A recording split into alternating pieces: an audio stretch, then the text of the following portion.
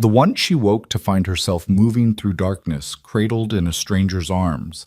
The last thing Clara Whitfield remembered was collapsing beside her trunks at that godforsaken way station, alone and abandoned 5 miles from anywhere that mattered. Now rough wool pressed against her cheek, and the steady rhythm of horse hooves carried her toward an unknown fate. Philadelphia seemed a lifetime away. Her teaching certificate meant nothing if she didn't survive the night. But the man holding her, his silence felt like either salvation or doom. Welcome to a story of survival, second chances, and unexpected love on the 1875 Wyoming frontier. Stay until the end to see how one desperate night changes 2 lives forever, and comment below with your city so I can see how far this tale has traveled. The Wyoming sun had no mercy. Clara Whitfield learned this truth the hard way, sitting on a splintered bench outside what the locals generously called a way station, though it was little more than a leaning shack with a crooked sign that read Promise Creek, 5 miles. Her 2 leather trunks sat beside her like silent witnesses to her spectacular miscalculation. Inside those trunks were all her worldly possessions, 14 books, 3 teaching dresses her mother had sewn before the fever took her, a daguerreotype of her family, and a certificate from the Philadelphia Women's Normal School declaring her qualified to shape young minds. That certificate felt like a cruel joke now. "You should have kept your mouth shut, girl," she muttered to herself, watching a dust devil spin across the barren landscape. "Should have smiled and nodded when that driver made his lewd suggestions. Should have pretended to be stupid and grateful." But Clara Whitfield had never been good at pretending. 20 hours earlier, she'd been full of righteous fire when she'd confronted Jack Denton, the stagecoach driver, after he'd put his hand on her knee for the 3rd time. She'd slapped him hard enough to leave a mark, called him a lecherous toad, and informed him that she'd be reporting his behavior to the territorial stage company. The other passengers, 2 miners and a salesman, had watched with wide eyes but said nothing. Denton had smiled with all his teeth. "Well now, Miss High and Mighty Schoolteacher, this is my coach, and I decide who rides and who walks, and you just earned yourself a nice long walk." He'd thrown her trunks off the coach right there at the way station, cracked his whip, and disappeared in a cloud of dust, taking the other passengers' sympathetic glances with him. That had been at noon. Now the sun was setting, painting the sky in shades of blood orange and bruised purple, and Clara was beginning to understand the difference between courage and foolishness. The way station keeper, if one had ever existed, was long gone. The building was abandoned, its door hanging on one hinge, its windows empty of glass. She'd explored it briefly, hoping for shelter, but the interior was worse than the exterior. A dirt floor littered with broken bottles, a ceiling full of holes, and the distinct smell of something dead decomposing in the corner. Better to stay outside with her trunks, she'd decided. At least out here she could see trouble coming. The first coyote appeared just as the sun touched the horizon. Clara spotted its silhouette on a ridge about 200 yards away. It sat perfectly still, watching her with an interest that made her skin crawl. Within minutes, 2 more joined it, then 3 more. "Go away!" she called out, her voice sounding thin and ridiculous in the vast emptiness. "I'm not food. I'm a teacher from Philadelphia." The coyotes didn't seem impressed by her credentials. She looked down at her possessions, desperately inventorying anything that might help. Her reticule contained exactly 37 cents, all that remained of the $3 she'd started with. Her hairpins could maybe serve as weapons if she jabbed them at... No, that was absurd. She had a small sewing kit, a handkerchief her mother had embroidered, and a letter of introduction to the Promise Creek School Board that now seemed like it had been written for someone else's life. The temperature was dropping fast.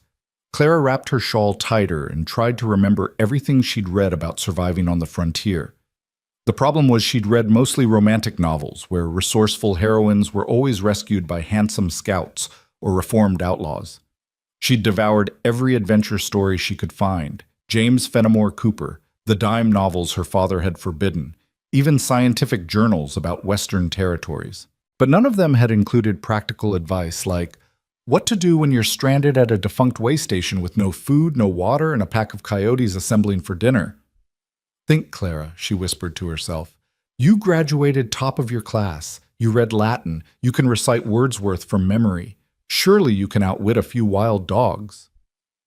but the coyotes kept multiplying. 8 now. Maybe 9. It was getting hard to count in the fading light. She thought about her father back in Philadelphia, probably sitting in his study, surrounded by unpaid bills and empty whiskey bottles. He'd called her foolish when she'd announced her plan to teach out west, called it running away from her responsibilities. By responsibilities, he'd meant marrying Bernard Ashworth, the dry goods merchant who'd offered to settle the family debts in exchange for Clara's hand. Bernard's a good man, her father had slurred. 43 isn't too old. So what if he has 7 children? You like children. You want to teach them, don't you? This is the same thing, just permanent. Clara had looked at Bernard Ashworth's thin smile and calculating eyes and seen her future. A life of servitude masquerading as marriage, endless childbearing, and the slow death of every dream she'd ever harbored. The West had seemed like salvation, a place where a woman with education and determination could build something of her own. Some salvation, she said aloud, watching the coyotes creep closer. They were bolder now, emboldened by darkness and her obvious helplessness. She stood up, making herself as large as possible, and shouted at them. "Go on! Get out of here!" They paused but didn't retreat. Their eyes caught the last rays of sunlight and glowed like copper coins. Clara's heart was hammering so hard she could hear it in her ears.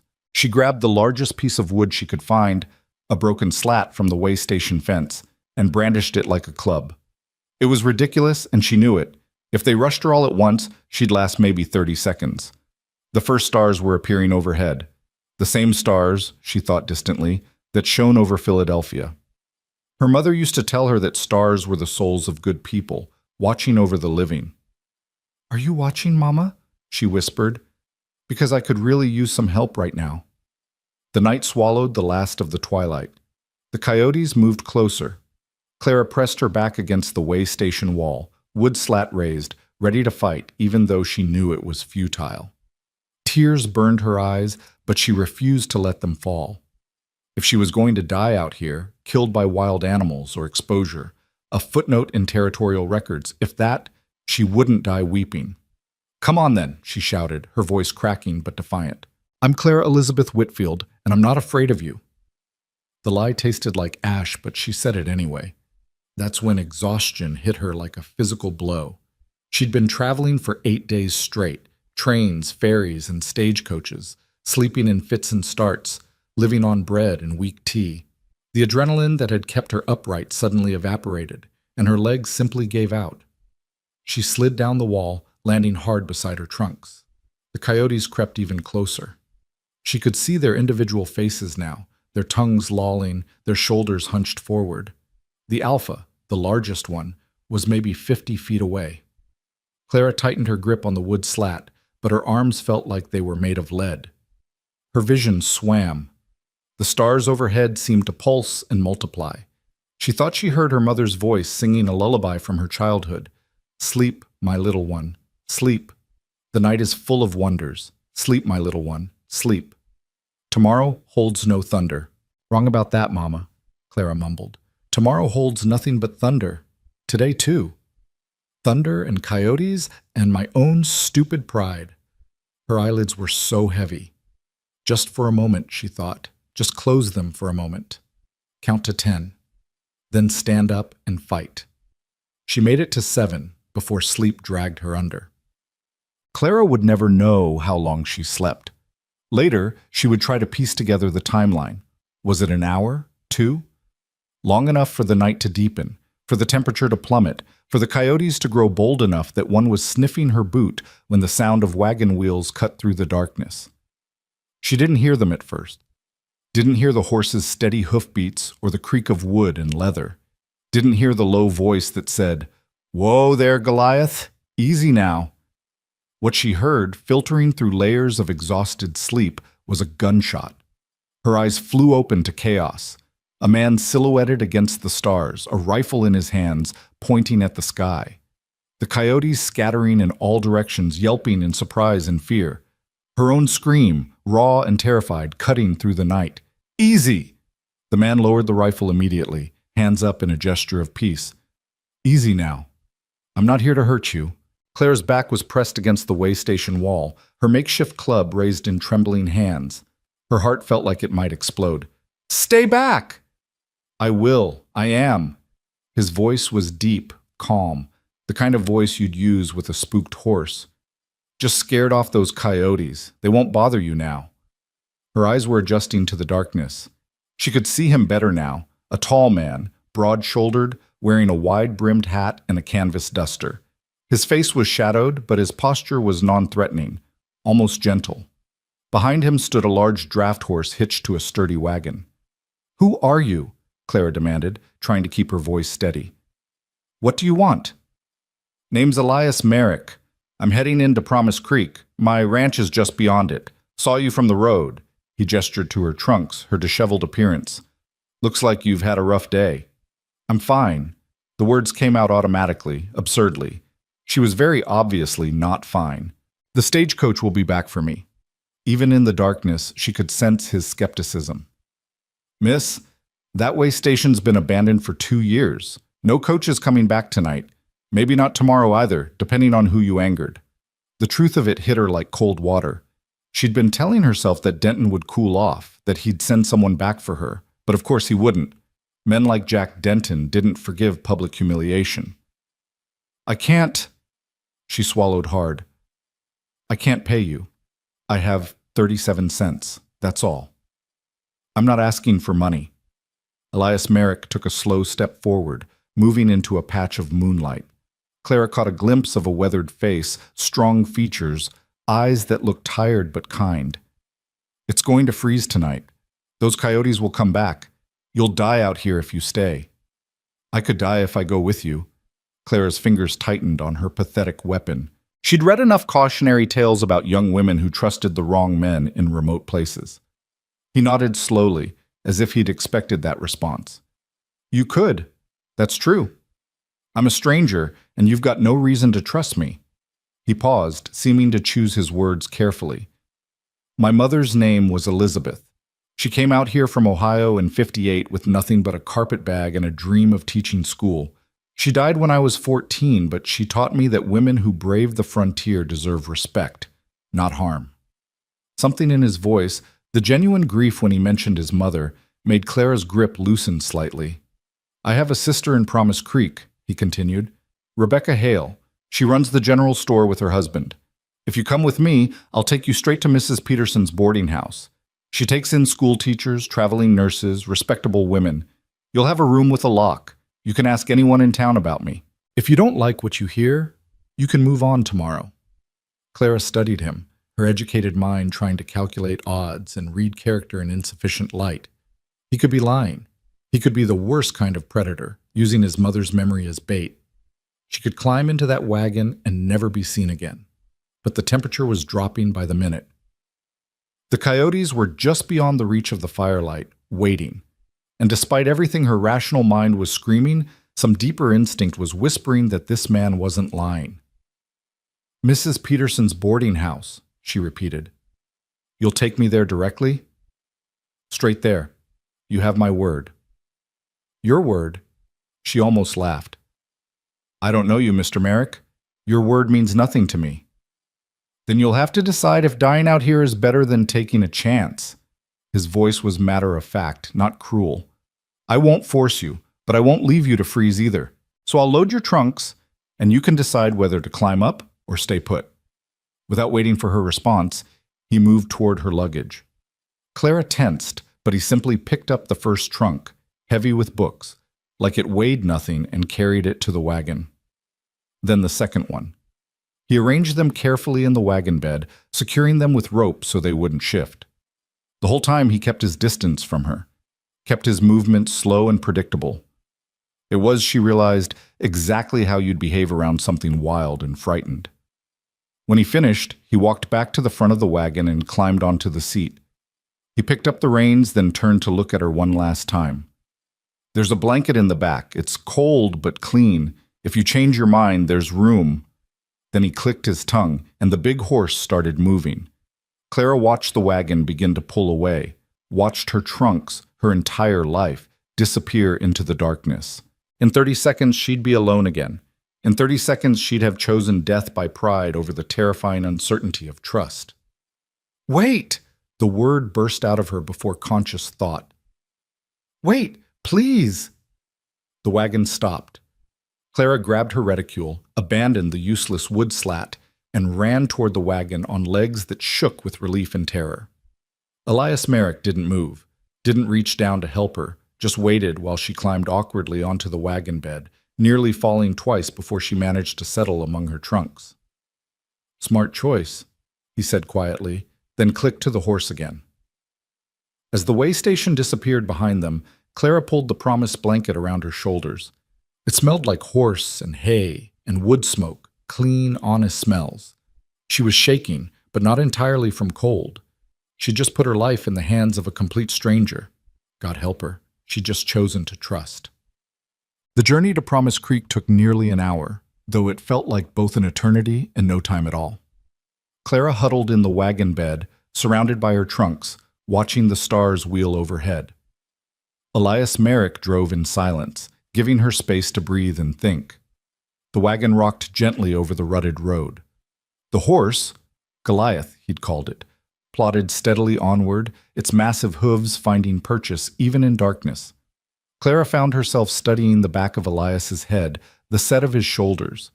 He sat straight but not rigid, moving with the wagon's rhythm like he'd been born to it.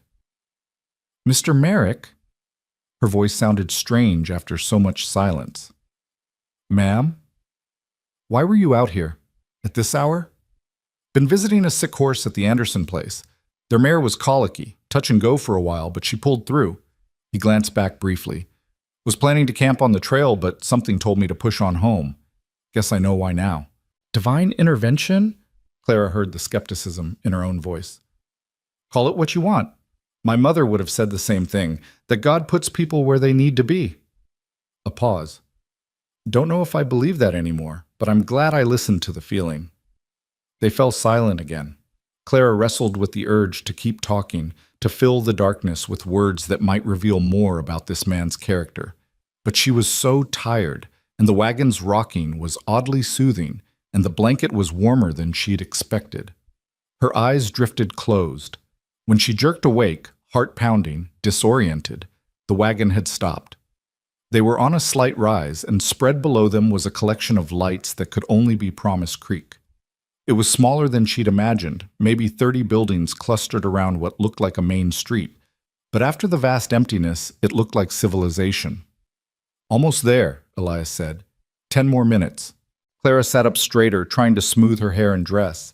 She must look like something the cat dragged in, dusty, disheveled, with bits of hay in her hair from the wagon bed. Not exactly the impression she'd hoped to make on her first night in town. They descended the rise and entered Promise Creek proper. Even this late, Clara guessed it must be past 9 o'clock. There were signs of life. Light spilled from a saloon's windows, accompanied by the sound of a badly played piano. A few men stood outside what might have been a general store, smoking and talking. They watched the wagon pass with the frank curiosity of people who noticed everything in a small town.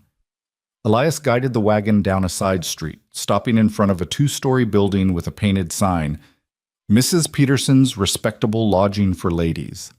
Every window on the first floor was lit, and Clara could see curtains, flower boxes, and a well-maintained porch, all signs of feminine habitation. "Here we are," Elias said, setting the brake. He climbed down, then finally turned to help Clara out of the wagon bed. His hand was calloused and strong, his grip firm but careful. The moment Clara's feet touched solid ground, her legs nearly gave out. She'd been sitting so long, and fear and exhaustion had taken their toll. Elias caught her elbow, steadying her. "Easy. You've had a long day." "I'm fine," Clara said automatically, then reconsidered. "Actually, no, I'm not fine. I'm exhausted and terrified and confused, and I don't know if I should thank you or be angry that I needed rescuing." To her surprise, Elias smiled, a real smile that transformed his weathered face. "Be both. Most worthwhile things make us feel more than one way." Before Clara could respond, the boarding house door flew open and a plump woman in her 50s bustled out, lamp held high. "Elias Merrick, is that you? What on earth are you doing here at this hour?" "Evening, Mrs. Peterson. Brought you a new tenant," he gestured to Clara. Found her stranded at the old way station. She's the new school teacher." Mrs. Peterson's eyes went wide. She hurried down the porch steps, holding her lamp up to get a better look at Clara. What she saw must have satisfied her, because her expression shifted from suspicion to maternal concern in an instant. "The new school teacher? Oh, you poor dear, we've been expecting you for 3 days. The school board was starting to worry. Come in, come in. You look half frozen." She shot Elias an approving look. "You did right bringing her here, Elias. I'll take care of her now." Clara found herself being ushered toward the house, Mrs. Peterson's arm firmly around her shoulders, but she paused at the steps, turning back to where Elias was already unhitching his horse. "Mr. Merrick?" He looked up. "Thank you." The words felt inadequate for what he'd done, but they were all she had. "Truly, thank you." He nodded once, tipping his hat. "Welcome to Promise Creek, Miss Whitfield. I hope it treats you better than your journey did." Then he was leading his horse away, her trunk still in his wagon. Clara watched him disappear into the darkness, feeling suddenly bereft, which was absurd. She'd known the man for less than 2 hours, and most of that time she'd suspected him of being a potential murderer. "Don't you worry about your things," Mrs. Peterson said, correctly interpreting her concern. "Elias will bring them by first thing tomorrow. He's a good man, one of the best we have. Now come inside before you catch your death." The boarding house interior was everything the way station wasn't: warm, clean, and welcoming. A fire crackled in the parlor. The walls were papered in cheerful yellow. The air smelled like bread and coffee and furniture polish. "I have 37 cents, Clara said, the words tumbling out in a rush. "That's all. But the school board promised me room and board as part of my contract, and I can work to pay for anything extra. I can cook or clean or—" "Hush now." Mrs. Peterson guided her to a chair near the fire. "The school board pays me directly for your room. You don't owe me a penny. Sit there while I heat some soup and water for a bath." Clara sank into the chair, and the moment she stopped moving, everything hit her at once. The fear, the exhaustion, the bizarre surreality of the past 12 hours. Her hands started shaking, then her whole body. She wrapped her arms around herself, trying to hold it together, but a sob escaped anyway. "There now." Mrs. Peterson reappeared, pressing a cup of hot tea into Clara's hands. "You've had a terrible fright. Let it out, dear. These walls have seen plenty of tears. Most of them wash away by morning." So Clara cried. She cried for her mother, dead 3 years but still missed every day. She cried for her father's weakness and her own desperate flight. She cried for the girl who'd left Philadelphia full of hope and the woman who'd fallen asleep beside her luggage expecting to die. And then, finally, she cried from relief. She was alive. She was safe. Tomorrow she'd begin her new life as a teacher in Promise Creek. Tonight, she'd survived. Mrs. Peterson let her cry, occasionally patting her shoulder and refilling her tea. When the storm finally passed, Clara wiped her eyes and looked up at her hostess. "I'm sorry, that was unprofessional." "Nonsense, that was human." Mrs. Peterson settled into the opposite chair with her own cup of tea. "Now, tell me what happened. Start from the beginning, and don't leave anything out." So Clara did. She told her about Jack Denton's wandering hands, her foolish courage, being abandoned at the way station, the coyotes, the bone-deep terror, falling asleep expecting never to wake. And then Elias Merrick appearing like something out of a storybook, his quiet competence, his mother the teacher, his careful distance that had somehow convinced her to trust him. Mrs. Peterson listened without interrupting, her face grave. When Clara finished, she shook her head. "That Jack Denton is a piece of work. It's not the first time he's pulled something like this, though usually he just overcharges or takes a longer route. Abandoning a young woman alone." She pressed her lips together. "The Territorial Stage Company will hear about this, you mark my words." "Will they do anything?" "Probably not, but they'll know and word spreads. Sometimes that's enough." Mrs. Peterson stood. "Now, that water should be hot. Let's get you cleaned up and into bed. Everything else can wait for morning." The bath was the most wonderful thing Clara had experienced in weeks, Mrs. Peterson had set up the copper tub in a small room off the kitchen, filled with steaming water that smelled faintly of lavender. Clara scrubbed away days of travel grime, finger-combed the tangles from her hair, and emerged feeling almost human. Mrs. Peterson had laid out a clean nightgown. "Belonged to my daughter before she married. and led Clara upstairs to a small room at the end of the hall. It was simple but charming. A narrow bed with a patchwork quilt, a small desk under the window, a wardrobe, and a washstand. A lamp burned on the bedside table, and someone had placed a vase of dried wildflowers on the desk. "It's perfect," Clara whispered. "It's yours for as long as you need it." Mrs. Peterson pulled back the quilt, revealing crisp white sheets. "The school is a 10-minute walk down Main Street. I'll show you in the morning. Sleep as late as you like. The school board doesn't expect you to start until Monday, and today's only Thursday." Clara climbed into bed, and the moment her head touched the pillow, she felt herself beginning to drift. But a thought pulled her back. "Mrs. Peterson, you said Elias Merrick is a good man. How do you know?" The older woman smiled. "Because I've known him since he was a boy. Watched him grow up after his mother passed. Saw him care for his dying father, build a ranch from nothing, and never once complain about the hardness of it. He's helped half the families in Promise Creek at one time or another, mending fences, delivering foals, sitting up with sick children. He doesn't talk much, and he keeps to himself mostly, but when someone needs help, Elias shows up." "He saved my life," Clara said quietly. "He did, and he'll never mention it again. That's not his way. But you'll see him around town. He comes in for supplies every week or so." Mrs. Peterson moved toward the door, then paused. "Get some rest, Miss Whitfield. You're safe now.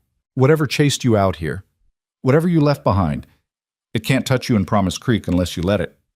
Then she was gone, taking the lamp and leaving Clara in darkness broken only by moonlight through the window.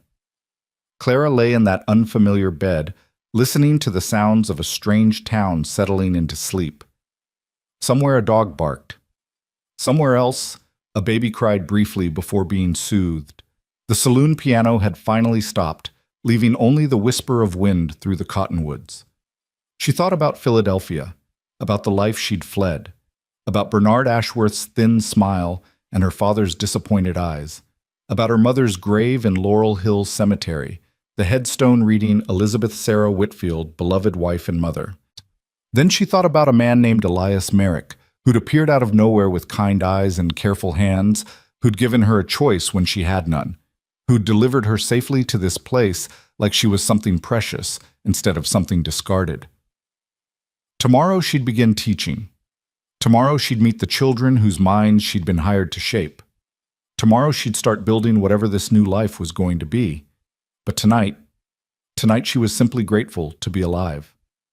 Clara closed her eyes and let sleep take her, dreamless and deep, the sleep of someone who'd walked through fire and somehow emerged unburned. Outside, the moon climbed higher, and Promise Creek slept. And 5 miles away, at a ranch built by a man's own hands, Elias Merrick unhitched his horse, fed him an extra measure of oats, and stood for a long time staring at the stars, thinking about a frightened young woman with fierce eyes who'd chosen trust when every instinct screamed for caution. "She's got courage," he said to Goliath, who nickered in agreement. "Real courage, the kind that matters." Then he too went inside to sleep, never imagining how thoroughly that chance encounter would change everything. Morning came too soon and not soon enough. Clara woke to sunlight streaming through unfamiliar curtains and the sound of women's voices drifting up from below. For one disoriented moment, she thought she was still in Philadelphia, that everything, the journey west, the abandonment, Elias Merrick, had been some fever dream. Then she saw the dried wildflowers on the desk and remembered. She was in Promise Creek, Wyoming. She was alive. She was starting over. A soft knock at her door made her sit up. "Miss Whitfield, are you awake?" Mrs. Peterson's voice was gentle but cheerful. "I've got your trunks here, and breakfast is ready when you are." Clara scrambled out of bed, suddenly aware she was wearing a borrowed nightgown and her hair was a disaster. "Just a moment." She opened the door to find Mrs. Peterson standing with another woman, younger, perhaps 30, with warm brown eyes and a kind smile. Behind them, Elias Merrick was maneuvering the second trunk through the narrow hallway, his hat in his hand and his expression carefully neutral. "Mr. Merrick brought your things by, just like I promised," Mrs. Peterson said. "This is my daughter Sarah. She's going to help you get settled while I finish breakfast. And Elias, you'll stay and eat. I won't hear otherwise." "I don't want to impose, ma'am." Elias set the trunk down carefully, avoiding Clara's eyes. Nonsense. You've been up since dawn doing the Lord's work. The least I can do is feed you. Mrs. Peterson was already heading back downstairs, brooking no argument.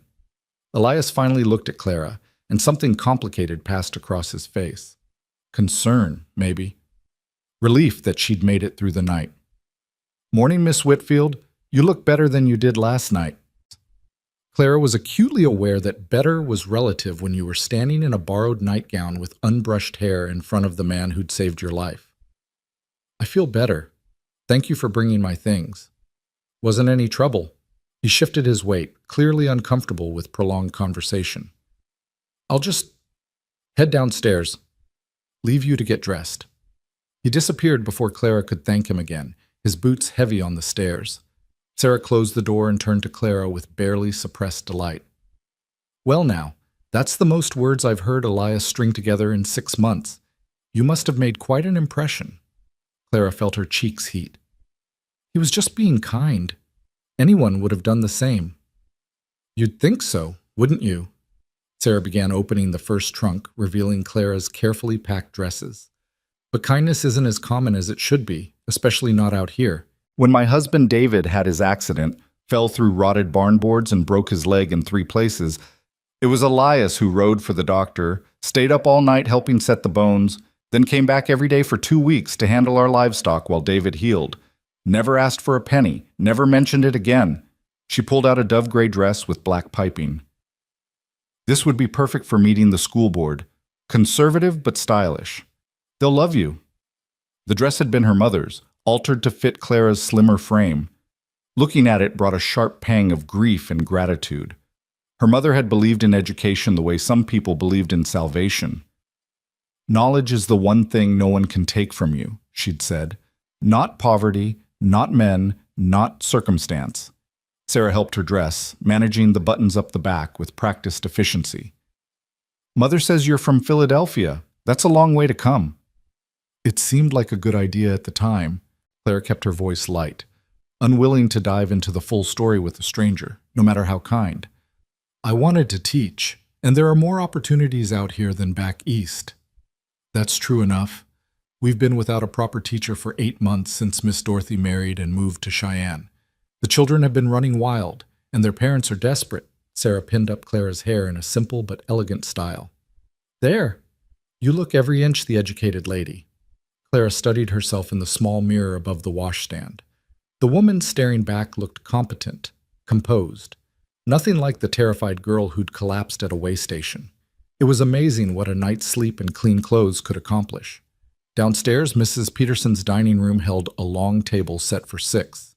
3 of the seats were occupied by women Clara hadn't met yet, all younger than Mrs. Peterson, all watching her with frank curiosity as she entered. Elias sat at the far end, looking deeply uncomfortable, his large frame making the delicate chair seem comically small. "Ladies, this is Miss Clara Whitfield, our new teacher," Mrs. Peterson announced, setting down a platter of eggs and bacon. "Clara, this is Miss Annie Davis. She works at the general store. Mrs. Martha Green, who does alterations and dressmaking, and Mrs. Helen Winters, our postmistress." A chorus of greetings followed, warm but assessing. Clara understood immediately that she was being evaluated, weighed, measured against whatever expectations small-town Wyoming held for teachers. She smiled and took the empty seat, which happened to be directly across from Elias. "Miss Whitfield had quite an adventure getting here," Mrs. Peterson continued, passing around biscuits. "That Jack Denton abandoned her at the old way station for defending herself against his inappropriate advances." The reaction was immediate and vocal. Annie Davis, a sharp-featured blonde, gasped. Martha Green, plump and maternal, looked genuinely distressed. Helen Winters, gray-haired and severe, pursed her lips in disapproval. "That man is a menace," Helen declared. "This isn't the first time either. Last year he charged the widow Morrison double the fare and left her luggage in Laramie. But the territorial company won't do anything because he's got a contract." "Someone should shoot him," Annie said matter-of-factly, reaching for the butter. "Just saying what we're all thinking." "Annie!" Martha looked scandalized. "Well, it's true. Men like that don't learn unless there are consequences." Annie turned her sharp gaze on Clara. "Good for you standing up to him. Most women don't." Clara picked at her eggs, appetite suddenly gone. I'm not sure it was worth nearly dying over. But you didn't die. This from Elias, who'd been silent until now. Everyone turned to look at him. You stood up for yourself. And then when help came, you were smart enough to take it. That's worth something. The approval in his voice made something warm bloom in Clara's chest. She met his eyes across the table and saw understanding there. Not pity, not condescension, just recognition of one survivor to another. Mrs. Peterson cleared her throat meaningfully. Elias, when you're done eating, would you mind walking Miss Whitfield to the schoolhouse? She should see it before Monday, and you're headed that direction anyway. Elias's ears turned slightly red, but he nodded. Be happy to. The rest of breakfast passed in a blur of questions about Philadelphia, teaching methods, and whether Clara could play piano, a little, or organize a Christmas pageant. I'll certainly try.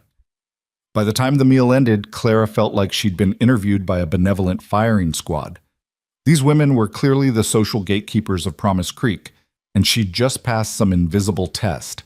As the others dispersed to their various duties, Clara retrieved her shawl from upstairs.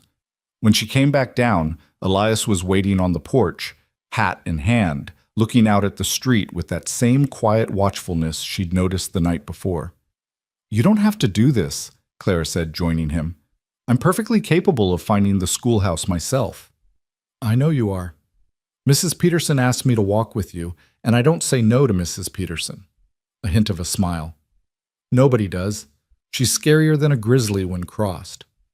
They started down the porch steps together. Promise Creek looked entirely different in daylight, smaller and scruffier than Clara's late-night impression, but also more real. The buildings were mostly wood, weathered by wind and sun. The street was hard-packed dirt, rutted from wagon wheels. But there were signs of care, flower boxes on some windows, fresh paint on the general store, a neat wooden sidewalk along the main stretch. It's not Philadelphia, Elias said, reading her expression. No, Clara agreed. But Philadelphia isn't what everyone imagines either. We have slums that would shock you, poverty that makes frontier life look gentle. Why'd you leave? The question was asked casually, but Clara sensed genuine curiosity. She considered lying, giving some pleasant fiction about wanting adventure. But this man had saved her life. He deserved honesty, or at least some version of it. My father is a good man with bad habits. Drinking, gambling, making promises he can't keep. After my mother died, he couldn't manage alone. The debts piled up. There was a man, a merchant, who offered to pay everything if I'd marry him. She kept her voice steady, unemotional. He was 43 with 7 children. I was 19 with a teaching certificate and a strong aversion to indentured servitude masquerading as marriage. Elias was quiet for a moment. So, you ran? I prefer to think of it as making a strategic retreat toward better options. That earned her a real laugh, brief but genuine. Fair enough. And here? This is better? Clara looked around at the dusty street, the rough buildings, the vast empty sky pressing down from all sides. She thought about Jack Denton and the coyotes and falling asleep expecting to die. Then she thought about Mrs. Peterson's kindness, the warm breakfast, the women who'd welcomed her despite her being a stranger. I don't know yet, she admitted. Ask me in 6 months. They walked in companionable silence down Main Street. People nodded to Elias, men mostly, with the occasional wife or shopkeeper. He returned their greetings with quiet courtesy, but didn't stop to chat. Clara noticed he seemed to draw curious glances, as if people weren't used to seeing him with company. The schoolhouse sat at the far end of town, a modest one-room building with a small bell tower and a covered porch. It looked weathered but sturdy, with glass windows that caught the morning light. A pump stood in the yard, and someone had made a half-hearted attempt at a garden that was now mostly weeds. Keys probably under the mat, Elias said, mounting the steps. He was right. A large iron key lay hidden beneath a threadbare welcome mat. He unlocked the door and pushed it open, then stepped aside to let Clara enter first. The interior was dim and dusty, smelling of chalk and old paper and mice.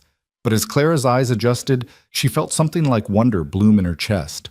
12 rough wooden desks arranged in 3 rows. a larger desk at the front for the teacher, a blackboard that needed cleaning, shelves holding battered textbooks and slates, a pot-bellied stove in the corner, cold now but promising warmth come winter. It was hers. This space, these possibilities, these yet unknown children who would fill these desks, all hers. It needs work, Elias said apologetically. Miss Dorothy left in May and nobody's maintained it since, but the roof's sound and the stove draws well. Clara walked slowly between the desks, running her hand along the scarred wood. How many children? 16 last I heard, ages 6 to 14. Most can read a little, write their names, do basic arithmetic, but they're behind where they should be. Then we'll catch them up. Clara opened one of the textbooks. McGuffey's Reader, 3rd edition. Well-worn, but serviceable. What about school board? Mrs. Peterson mentioned them. 3 men. Reverend Aldrich, who's harmless but long-winded, Samuel Hayes, who owns the feed store and cares mostly about practical education, and Judge Crawford, who actually runs things. Elias leaned against the doorframe, arms crossed. Crawford's fair but exacting. He'll expect regular reports on the children's progress. But if you do right by the kids, he'll support you against any parent complaints. Clara absorbed this, mentally filing away the political landscape she'd need to navigate. When will I meet them? Tomorrow, most likely. Word spreads fast here. They probably already know you arrived. He paused. They'll want to know about Jack Denton, whether you plan to file a formal complaint. Should I? Depends. You'd be within your rights, and most folks would support you. But Denton has friends, and some of them sit on the territorial council. Could make things complicated for you professionally. Clara turned to face him fully. Are you suggesting I stay silent? Let him get away with it? I'm suggesting you think carefully about battles worth fighting. You just got here. You haven't even met your students yet. Starting off with a public controversy might not be the best introduction. Elias held up a hand before she could interrupt. I'm not saying he doesn't deserve consequences. I'm saying maybe you establish yourself first. Show them you're a damn good teacher. Well, then, if you want to take on Jack Denton, you'll have the whole town behind you instead of just half. It was pragmatic advice, and Clara hated that it made sense. She wanted righteous justice, wanted Denton punished for his cruelty. But Elias was right. She couldn't afford to make enemies before she'd made allies. Fine, she said tightly. I'll wait. But I won't forget. Didn't think you would. Elias pushed off from the doorframe. You'll need supplies, chalk, paper, new textbooks if the school board will pay for them. The general store's on Main Street. Tell Rebecca I sent you. She's my sister, and she'll treat you fair. Clara blinked at this new information. Your sister runs the general store? Her and her husband, Tim. They've been here 5 years, got 2 little ones. He pulled the door closed behind them as they stepped back outside. Rebecca's sharp as a tack. Don't let her talk you into buying things you don't need, but do listen when she makes suggestions. She knows this town better than anyone. They walked back toward the boarding house, the morning sun climbing higher. Clara's mind was already churning with plans, lessons to prepare, supplies to inventory, a classroom to clean and organize. She was so absorbed in thought that she nearly walked past Mrs. Peterson's without stopping. Miss Whitfield? She turned. Elias had stopped at the gate, hat in his hands again, that same careful expression on his weathered face. Yes? If you need anything at all, Mrs. Peterson knows how to reach me. My ranch is about 3 miles north of town. I'm not much for socializing, but I'm good at fixing things. Broken stoves, stuck windows, whatever. He looked uncomfortable, like he'd said too much. Just, you're new here, and this place can be harder than you expect. Clara studied him in the full light of day. This man who'd materialized from darkness to save her, who'd been nothing but respectful and kind, who was now offering continued help with no expectation of payment or favor. He couldn't be more than 35, she thought, but he had the bearing of someone who'd lived harder than his years suggested. Why are you helping me? The question emerged before she could stop it. You don't know me. I'm just another stranger passing through. Elias was quiet for a long moment, his eyes distant. When he finally spoke, his voice was soft. My mother came out here alone, young, educated, full of hope. The town mostly welcomed her, but there were a few who made it hard, questioned her methods, spread rumors, Made her feel like she didn't belong. She nearly left twice in that first year. But she stayed. She stayed because a few good people stood by her, reminded her why she came, helped her through the hard parts. He met Clara's eyes. I figure that's what we're supposed to do, pass along the kindness we've received. And you remind me of her, same fire, same stubbornness, same determination to make something of yourself no matter what it costs. Before Clara could respond, and she had no idea what she would have said, Elias tipped his hat, turned, and walked away toward where his horse was tied outside the boarding house. She watched him mount up, watched him ride down Main Street with that same easy competence he brought to everything, watched him disappear around a corner. Well, she murmured to herself, this is going to be complicated. The rest of the day passed in a whirlwind of activity. Clara met the school board that afternoon. Reverend Aldrich was indeed long-winded, delivering a 15-minute speech about moral education before she could get a word in. Samuel Hayes was brusque and practical, wanting assurance she could teach basic math and writing. Judge Crawford, a silver-haired man with sharp eyes, asked pointed questions about her training, her philosophy, and her expectations. Miss Whitfield, he said finally, leaning back in his chair, you're young. You're inexperienced in frontier teaching. You're a woman alone in a rough territory. Some would say you're ill-equipped for this position. Clara lifted her chin. Some would be wrong, Your Honor. I graduated top of my class from one of the finest normal schools in Philadelphia. I've studied pedagogy, child development, and curriculum design. What I lack in frontier experience, I make up for in dedication and adaptability. Give me 3 months. If the children aren't showing clear improvement, you can replace me. Crawford's stern expression cracked into something that might have been approval. 3 months. Agreed. You start Monday at 8 o'clock sharp. Your salary is $35 a month, paid directly to Mrs. Peterson for your room and board, with $10 to you for personal expenses.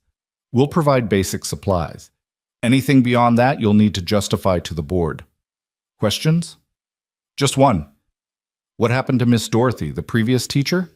The three men exchanged glances. Finally, Crawford answered. She married well, caught the eye of a banker from Cheyenne who happened through town, left without finishing the term, which put us in a difficult position. The unspoken message was clear. Don't get any ideas about marriage derailing your teaching duties. Clara nodded, understanding the concern even if she found it insulting. Gentlemen, I came here to teach, not to husband hunt. You have my word. She spent the evening at the general store meeting Elias's sister Rebecca, a lively woman with her brother's strong features but none of his quiet reserve. Rebecca talked a mile a minute while pulling items off shelves, offering opinions on everything from the best chalk to the state of Clara's wardrobe. You need practical dresses, Rebecca declared, eyeing Clara's gray dress critically. Pretty is nice, but pretty won't keep you warm come December or hold up to a classroom full of dirty children. Let me show you some sturdy cotton. I can't afford new dresses, Clara interrupted gently. I have $10 a month for personal expenses, and that needs to cover everything. Rebecca waved this away. I know a widow who sews. She'll make you 2 good work dresses for $3 total, and you can pay her in installments. Trust me, Clara. May I call you Clara? You'll need them. Winter here is no joke, and you'll be walking to that schoolhouse in all weather. By the time Clara left with her arms full of chalk, slates, paper, and 2 textbooks on arithmetic, she'd been thoroughly adopted by Rebecca Hale. You come to Sunday dinner, Rebecca insisted. I want you to meet Tim and the children properly. And if my brother happens to drop by, which he does most Sundays, well, that's just coincidence. The knowing look in Rebecca's eyes made Clara's cheeks warm. Your brother was just being kind. My brother is kind to everyone, but he doesn't look at everyone the way he looked at you this morning when he thought nobody was watching. Rebecca squeezed Clara's hand. Don't read too much into it yet. Elias has been alone a long time. But don't dismiss it either. Good men are rare, and that one's the best I know. Walking back to Mrs. Peterson's in the fading light, Clara's mind whirled with everything that had happened in just over 24 hours. She'd gone from abandoned and terrified to employed and welcomed. She had a position, a place to live, and the beginnings of friendships forming around her. It felt almost too good to be true, like she'd stepped into one of those novels where plucky heroines found happiness against all odds. But this wasn't a novel. This was real life, with real challenges ahead. 16 children who needed teaching, A town that would be watching her every move. Winters that could kill. Isolation that could drive a person mad. And somewhere, 3 days' travel behind her, a father drowning in debt and a merchant who'd expected her to save him from it. One day at a time, she whispered to herself, the same thing her mother used to say when life got overwhelming. One day at a time, and trust the rest will work itself out. That night at supper, Clara met more of Mrs. Peterson's boarders. Miss Annie from breakfast was there, along with 2 others. Miss Sophie Chen, a young Chinese woman who worked as a seamstress, and Mrs. Violet Nash, a war widow who ran Promise Creek's tiny library out of her front parlor. The conversation flowed easily, touching on everything from town gossip to political happenings to a debate about whether Wyoming would ever achieve statehood. Clara mostly listened, absorbing information and personalities, learning the social map she'd need to navigate. "So Clara," Violet said during a lull, "I heard you arrived under dramatic circumstances. Jack Denton's behavior is inexcusable, but Elias Merrick's rescue is already becoming legend. By next week they'll be saying he fought off a pack of wolves barehanded." Clara laughed despite herself. "It was coyotes, not wolves, and he scared them off with a rifle shot. Very effective, very undramatic." "Still," Annie interjected, "he brought you straight here, made sure you were safe, delivered your trunks first thing this morning, and walked you to the schoolhouse. That's more attention than Elias has paid any woman in 5 years." "5 years?" Clara couldn't help asking. The table went quiet. Finally, Mrs. Peterson spoke, her voice gentle. "Elias was engaged once, to a girl named Catherine Miller. Lovely thing. Came out here with her family in '70. They were planning a spring wedding. Then Catherine caught pneumonia that winter. She was dead within a week." Clara's chest tightened with sympathy. "How awful." "He took it hard," Violet continued. "Blamed himself for bringing her out here, away from proper doctors and hospitals. Threw himself into building his ranch, working from dawn to dark, never courting again. He's been alone ever since. Well, alone except for his work and helping others when needed."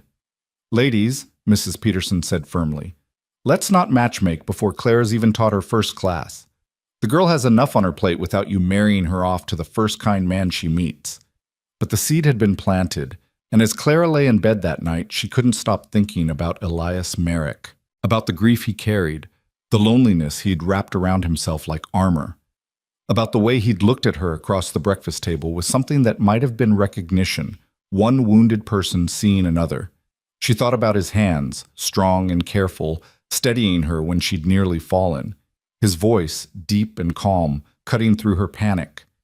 His unexpected understanding that surviving required both courage and pragmatism. "Don't be foolish," she told herself firmly. "You're here to teach, to build a life on your own terms. Romance is the last thing you need."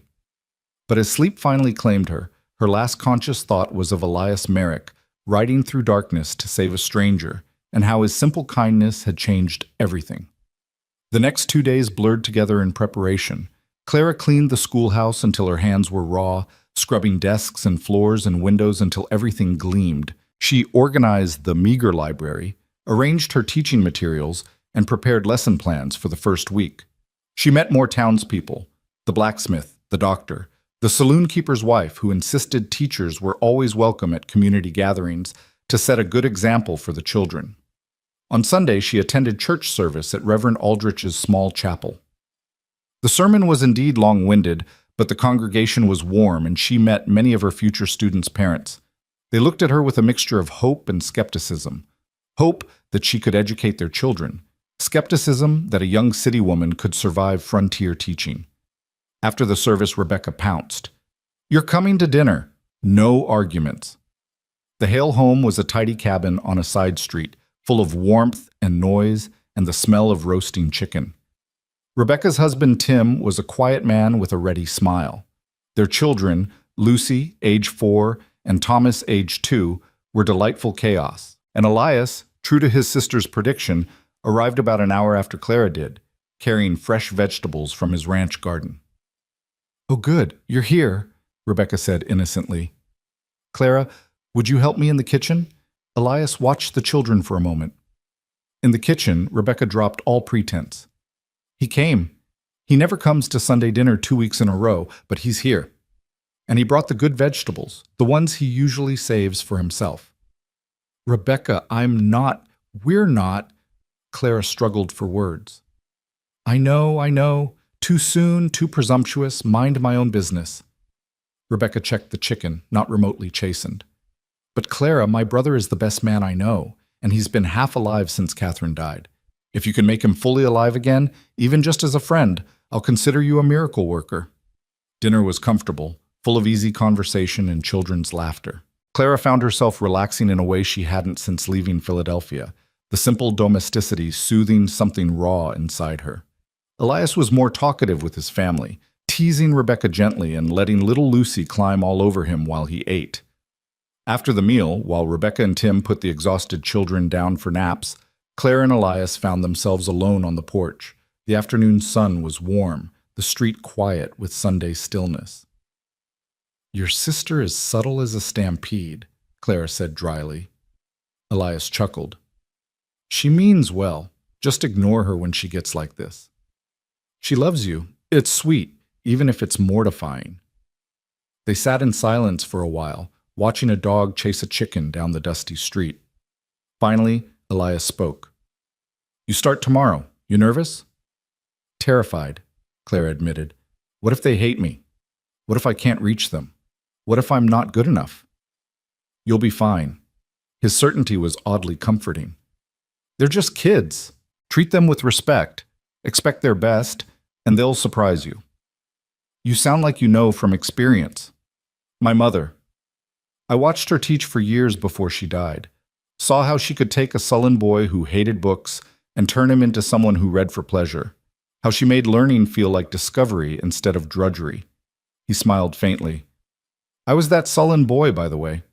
Hated school until she showed me it wasn't about memorization. It was about understanding the world.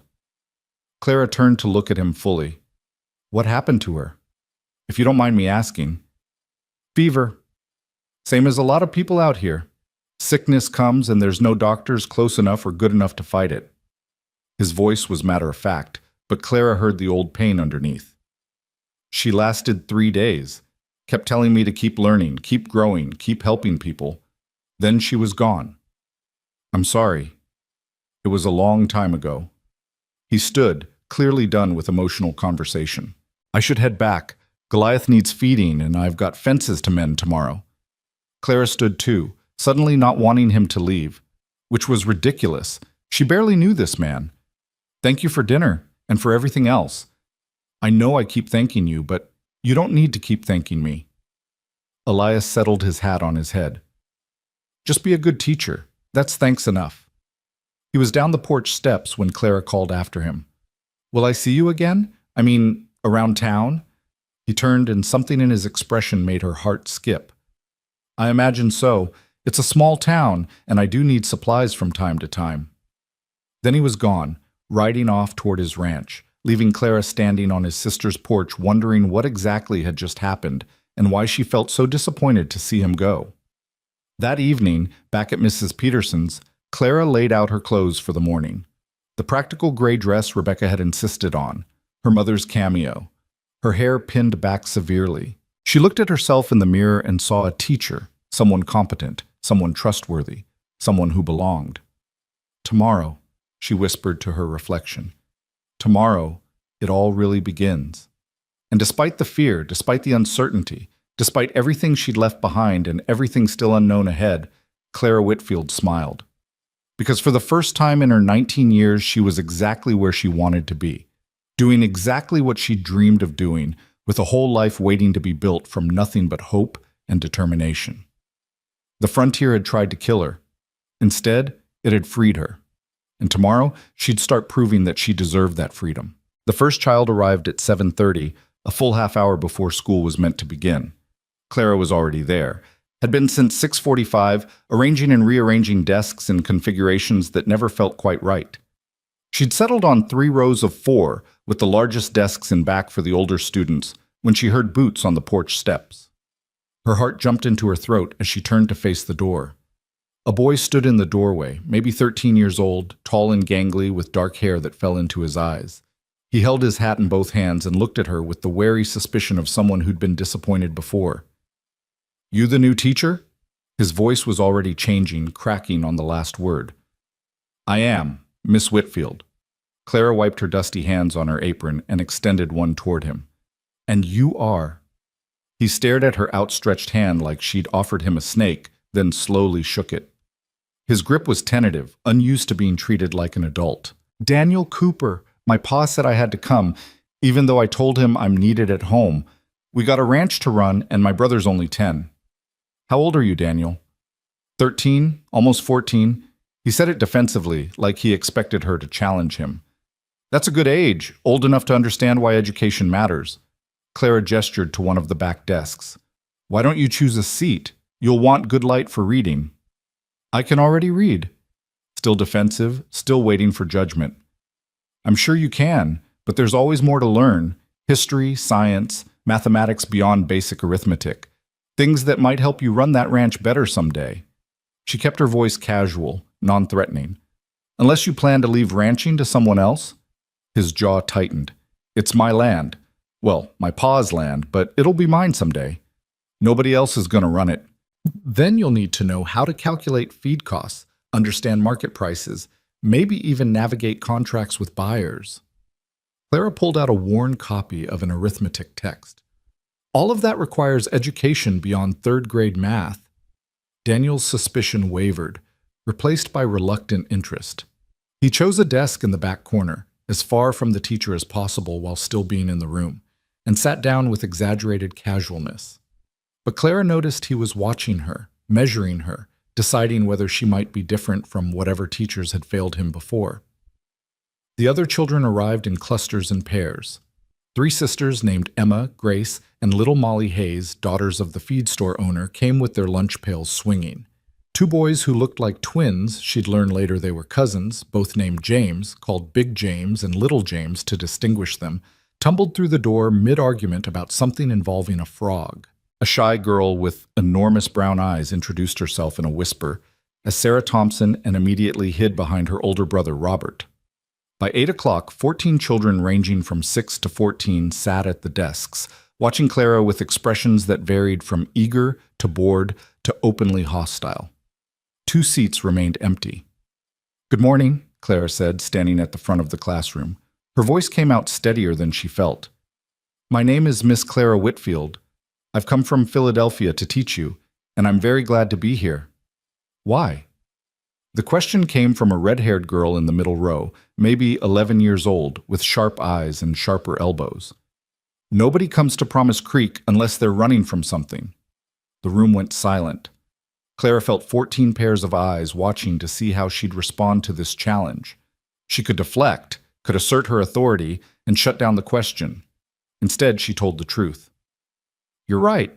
I am running from something. From a life I didn't choose. My mother died and my father wanted me to marry a man I couldn't respect. So I used my teaching certificate to come west, where a woman can make her own choices. She met the red-haired girl's gaze squarely. What's your name? Margaret. Maggie. The girl blinked, clearly not expecting honesty. Well, Maggie, you're also right that everyone comes here running from something. The question is whether we're running towards something better or just running scared. I'm choosing to believe it's the first one. What about you? Maggie considered this, then nodded slowly. My family came because the farm in Ohio failed. Pa says Wyoming's got opportunity if you're tough enough. Then let's be tough enough. Clara picked up a piece of chalk. Now, I need to understand where you all are in your studies. We're going to start with reading. I'm going to write a passage on the board, and I want each of you to copy it onto your slates. Then we'll go around the room and everyone will read one sentence aloud. No judgments, no laughing, we're all here to learn. She wrote out a paragraph from Aesop's Fables, something simple but not condescending. As the children bent over their slates, tongues poking out in concentration, Clara walked between the rows. She noted who copied quickly and confidently, who struggled with spelling, who couldn't seem to grip the chalk properly because their hands were more used to farm tools than writing implements. The door creaked open. A woman entered, dragging 2 reluctant children, a boy about 8 and a girl about 6, both with white blonde hair and matching mulish expressions. The woman herself looked exhausted, too thin, with the worn appearance of someone who'd worked hard for every breath. Sorry we're late, miss. I'm Nancy Miller. These are my two, Joseph and Ruth. They don't want to come, but I told them they're coming anyway. She said this loudly, clearly for her children's benefit. Their pa says school's a waste, but I say reading and writing matter even if you're just farming. Mrs. Miller, thank you for bringing them, Clara addressed the children directly. Joseph, Ruth, please find seats. We're just starting, so you haven't missed anything important. The children slouched to the only remaining desks, radiating resentment. Their mother left with a harried wave, and Clara made a mental note to ask Mrs. Peterson about the Miller family later. The morning progressed in fits and starts. The reading assessment revealed a wider range of abilities than Clara had hoped. Little Molly Hayes, only 6, could barely recognize letters, while Daniel Cooper in the back read at nearly an adult level but pretended not to. The mathematics was even more scattered. Some could add and subtract competently. Others couldn't count past 20 without their fingers. But through it all, Clara felt something unexpected. Joy. This was what she'd trained for, what she'd dreamed about during those long hours at the normal school. These weren't abstract students in a textbook example. They were real children with real needs, and she could help them. At noon, she dismissed them for lunch. Most of the children scattered outside to eat under the cottonwood trees, but Daniel Cooper remained at his desk, picking at what looked like a piece of dried meat and stale bread. Clara had brought her own lunch, Mrs. Peterson's leftover chicken and fresh rolls, but her appetite had vanished, replaced by observation. Daniel, may I ask you something? He looked up warily. I guess. You read better than anyone else in this room. You understood the geometry problem I put on the board that stumped the others. So why are you pretending to be less capable than you are? His face flushed. Don't know what you mean. Yes, you do. Clara sat on the edge of her desk, keeping her voice gentle. You're afraid if you show how smart you are, the other boys will think you're different. Or maybe you're afraid your father will keep you home if he knows you don't need school anymore. The accuracy of her guess showed on Daniel's face. He stared at his lunch, jaw working. My pa says educated men are soft. Says ranching takes muscle, not books. Your pa's wrong, Clara said it bluntly, without apology. The most successful ranchers are the ones who understand business, who can negotiate, who know enough science to improve their herds. Being smart doesn't make you soft. It makes you dangerous to people who want to take advantage of you. Daniel's eyes snapped up to hers, startled by her vehemence. You really believe that? I know that. Back in Philadelphia, I watched educated men run circles around good, honest people who didn't have the knowledge to protect themselves.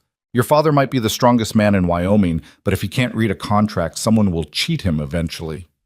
Something shifted in Daniel's expression. The defensive walls came down just slightly.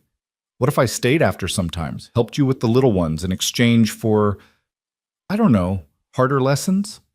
Clara felt a surge of triumph that she carefully hid. That sounds like a fair arrangement. We could start with advanced mathematics, then maybe Latin if you're interested. Latin's a dead language. What good is that? Latin's the root of half the languages in the world and most scientific terminology.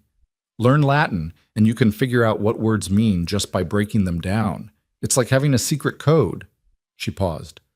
But if you'd rather stick with mathematics, that's fine too.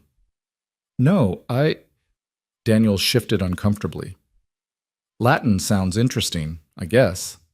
The afternoon session focused on history and writing. Clara told them about the Revolutionary War, not as dry facts, but as stories. Ordinary people facing impossible odds, making choices that changed everything. She watched the children lean forward, caught up despite themselves. Even Joseph Miller, who'd scowled all morning, looked interested when she described the winter at Valley Forge. Why'd they stay? Little James asked. If it was so bad, why didn't they just go home? Because some things matter more than comfort.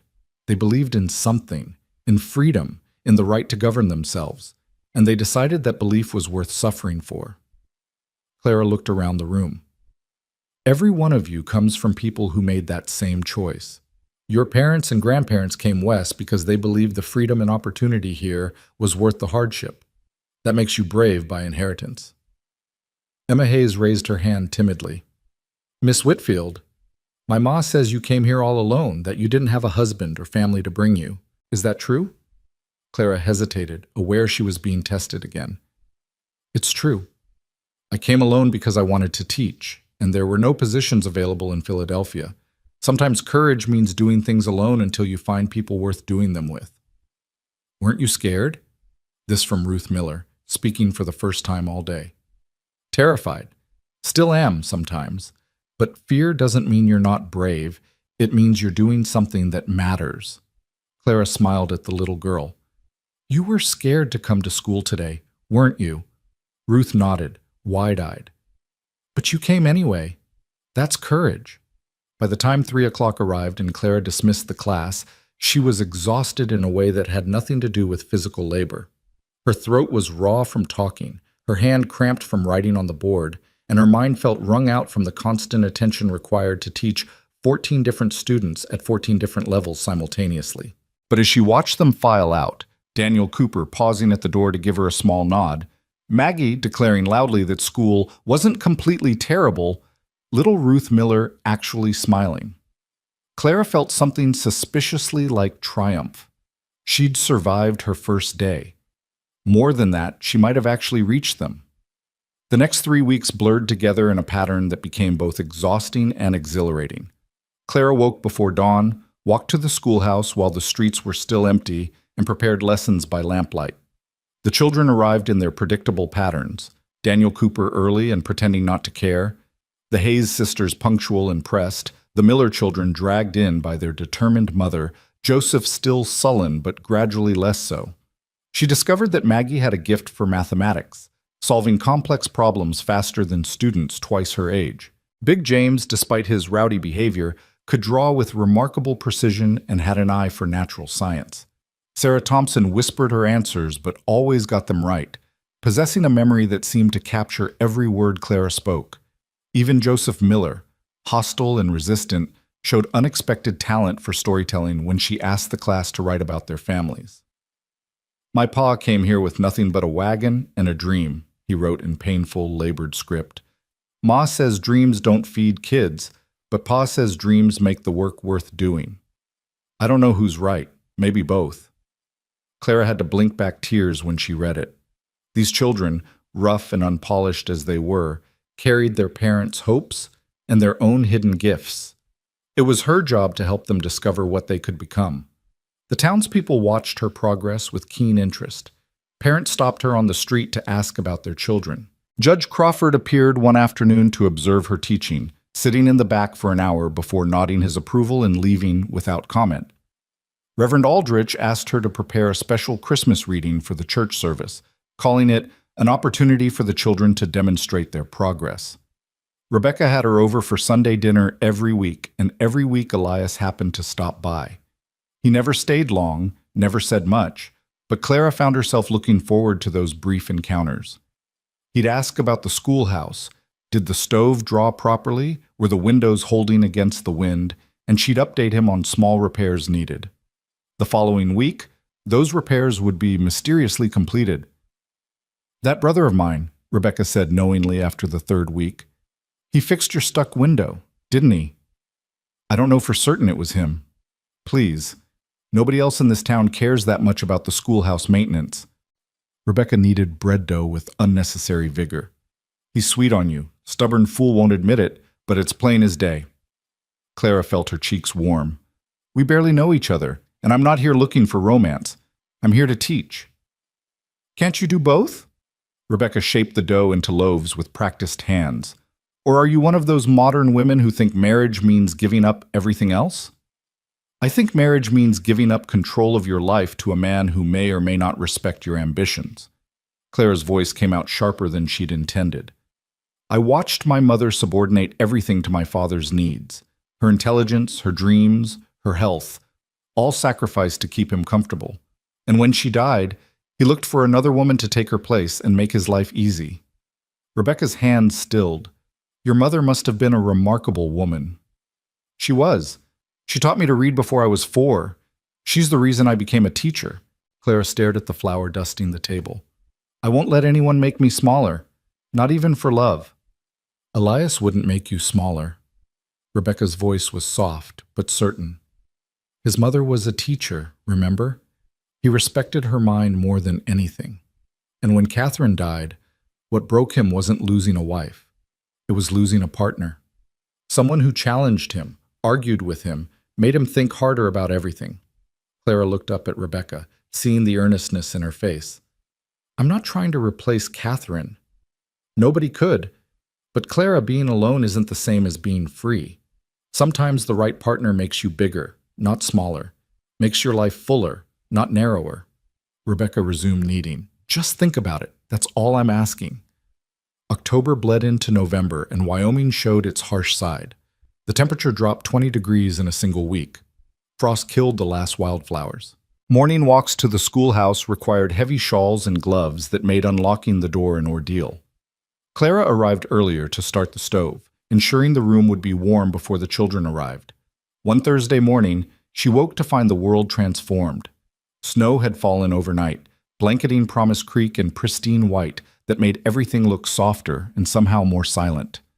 It was beautiful and terrifying in equal measure. Beautiful because it looked like something from a Christmas card. Terrifying because she suddenly understood how isolated they really were. The walk to school was treacherous. Clara slipped twice on ice hidden beneath the snow, catching herself at the last moment. The schoolhouse loomed out of the whiteness like a refuge, and she fumbled with cold, numbed fingers to unlock the door. Inside was barely warmer than outside. Her breath plumed in the frigid air. The stove sat cold and indifferent in the corner, mocking her city-bred incompetence with frontier necessities. She'd learned to light it over the past weeks, but this morning her hands were too cold to strike the matches effectively. She broke 3 before getting one lit, and the kindling she'd prepared yesterday had somehow gotten damp. Come on, she muttered through chattering teeth. Please, please light. The door opened behind her, letting in a blast of Arctic air along with a snow-covered figure. Clara spun around, heart hammering, and recognized Elias Merrick shaking snow from his hat. Saw your tracks, he said without preamble. Figured you might need help with the stove in this cold. I can manage, Clara said automatically, even as her 4th match broke between frozen fingers. Elias didn't argue, just moved past her to the stove. Within 2 minutes, he had a fire going, the dry wood he'd apparently brought with him catching quickly and spreading warmth. He fed it carefully, adjusting the damper, making it look effortless in a way that made Clara feel both grateful and inadequate. You'll want to bank it before you leave tonight, he said, still focused on the fire. Keep coals alive so it's easier to light tomorrow morning. I can show you how. Why are you here, Elias? The question came out more blunt than she'd intended. It's barely 7 in the morning. You have your own ranch to run. He finally turned to look at her, his face ruddy from cold and backlit by growing firelight. Because it's your first real snow, and I remember my mother struggling with the stove her first winter. She had a husband to help her. You don't. The simple statement hung between them, stripped of any romantic implication, just practical truth. Clara was alone in ways that his mother hadn't been, and winter on the frontier was not the time for pride. Thank you, she said quietly. Truly. I was about to panic. No, you weren't. You'd have figured it out eventually. He stood, brushing soot from his hands. But this saves time, and your students will be here soon. Some of them walk 3 miles in this weather. As if summoned by his words, children began arriving, red-cheeked and snow-covered, tracking white footprints across the classroom floor. They clustered around the stove, soaking up warmth, and Daniel Cooper noticed Elias first. Mr. Merrick? What are you doing here? Making sure your teacher didn't freeze before you showed up. Elias headed for the door, clearly uncomfortable with attention. You kids listen to Miss Whitfield. She's smarter than all of you combined. He was gone before Clara could thank him again, leaving only melting snow and lingering warmth from the now roaring stove. Maggie materialized at Clara's elbow, eyes sharp with interest. Is Mr. Merrick courting you? What? No, he was just being kind. That's what courting looks like out here, Maggie said matter-of-factly. My pa courted my ma by fixing her wagon wheel and bringing fresh meat. Said romance was nice, but usefulness was better. Several of the other children giggled, and Clara felt her face flush. Mr. Merrick is a helpful neighbor, nothing more. Now, everyone to your seats. We have lessons to begin.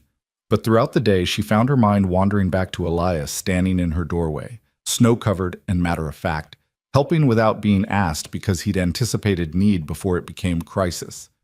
It was harder to dismiss than grand romantic gestures would have been, this quiet competence that expected nothing in return. That evening, Clara struggled to bank the fire as Elias had described. She thought she'd gotten it right, but the next morning the stove was cold again, and she had to start from scratch. The following evening, she tried a different technique. Still wrong. On the third day, as she was leaving the schoolhouse, Elias was waiting on the porch. "I'm not doing it right," Clara said before he could speak. "The banking. I've tried twice and failed twice." "Mind if I show you again? Slowly this time?" They stood together at the stove, Elias's hands covering hers as he demonstrated the exact angle for positioning the coals, the right amount of ash to smother but not extinguish the fire. Clara was acutely aware of his warmth, his steady breathing, the faint smell of horse and leather and open air that clung to him. "There," he said softly. "Feel how that's different from what you were doing?" "I think so." Her voice came out breathier than she'd intended. "Thank you for being patient. I must seem hopelessly incompetent at frontier life. You walked alone to a way station and survived a night with coyotes. You've taught 14 kids for a month despite having no experience with frontier schools. You're learning to bank a fire in November." He stepped back, releasing her hands. "Seems pretty competent to me." Clara turned to face him, and for a moment they just looked at each other in the dimming light. She saw things she hadn't noticed before. The fine lines around his eyes from squinting into sun and wind, the small scar on his jaw, the way his mouth softened when he forgot to guard his expression. "Elias, Clara, I should—" They both stopped. Both laughed awkwardly. Elias gestured for her to continue. "I was just going to say thank you. Again. I seem to say that a lot around you. And I was going to say I should let you get home before dark. Mrs. Peterson worries." But he didn't move toward the door. "How are you liking teaching? Really?" "It's harder than I imagined and more rewarding than I dreamed." Clara leaned against her desk, grateful for the honesty of the question. "Daniel Cooper stayed after yesterday to work on Latin. He's brilliant, Elias, truly gifted, but he's so afraid of being different that he hides it. His father's hard on him, expects him to be a rancher like 5 generations before him. There's no reason he can't be an educated rancher, or a rancher who becomes something else if he wants." Clara heard the passion creeping into her voice. "These children have so much potential, but everyone keeps telling them to think small, dream small, want small things." "Not everyone." Elias was watching her with an expression she couldn't quite read. "You're telling them different. Word gets around, parents talking about how you made Sarah Thompson speak up in class, how you convinced Joseph Miller that writing matters. You're changing things, Clara, not just teaching reading and arithmetic, changing how these kids see themselves." The approval in his voice made something warm bloom in Clara's chest. "I'm trying. Some days I'm not sure it's enough." "It's enough." He said it with such certainty that she almost believed him. "My mother used to say one good teacher could change the trajectory of a child's entire life.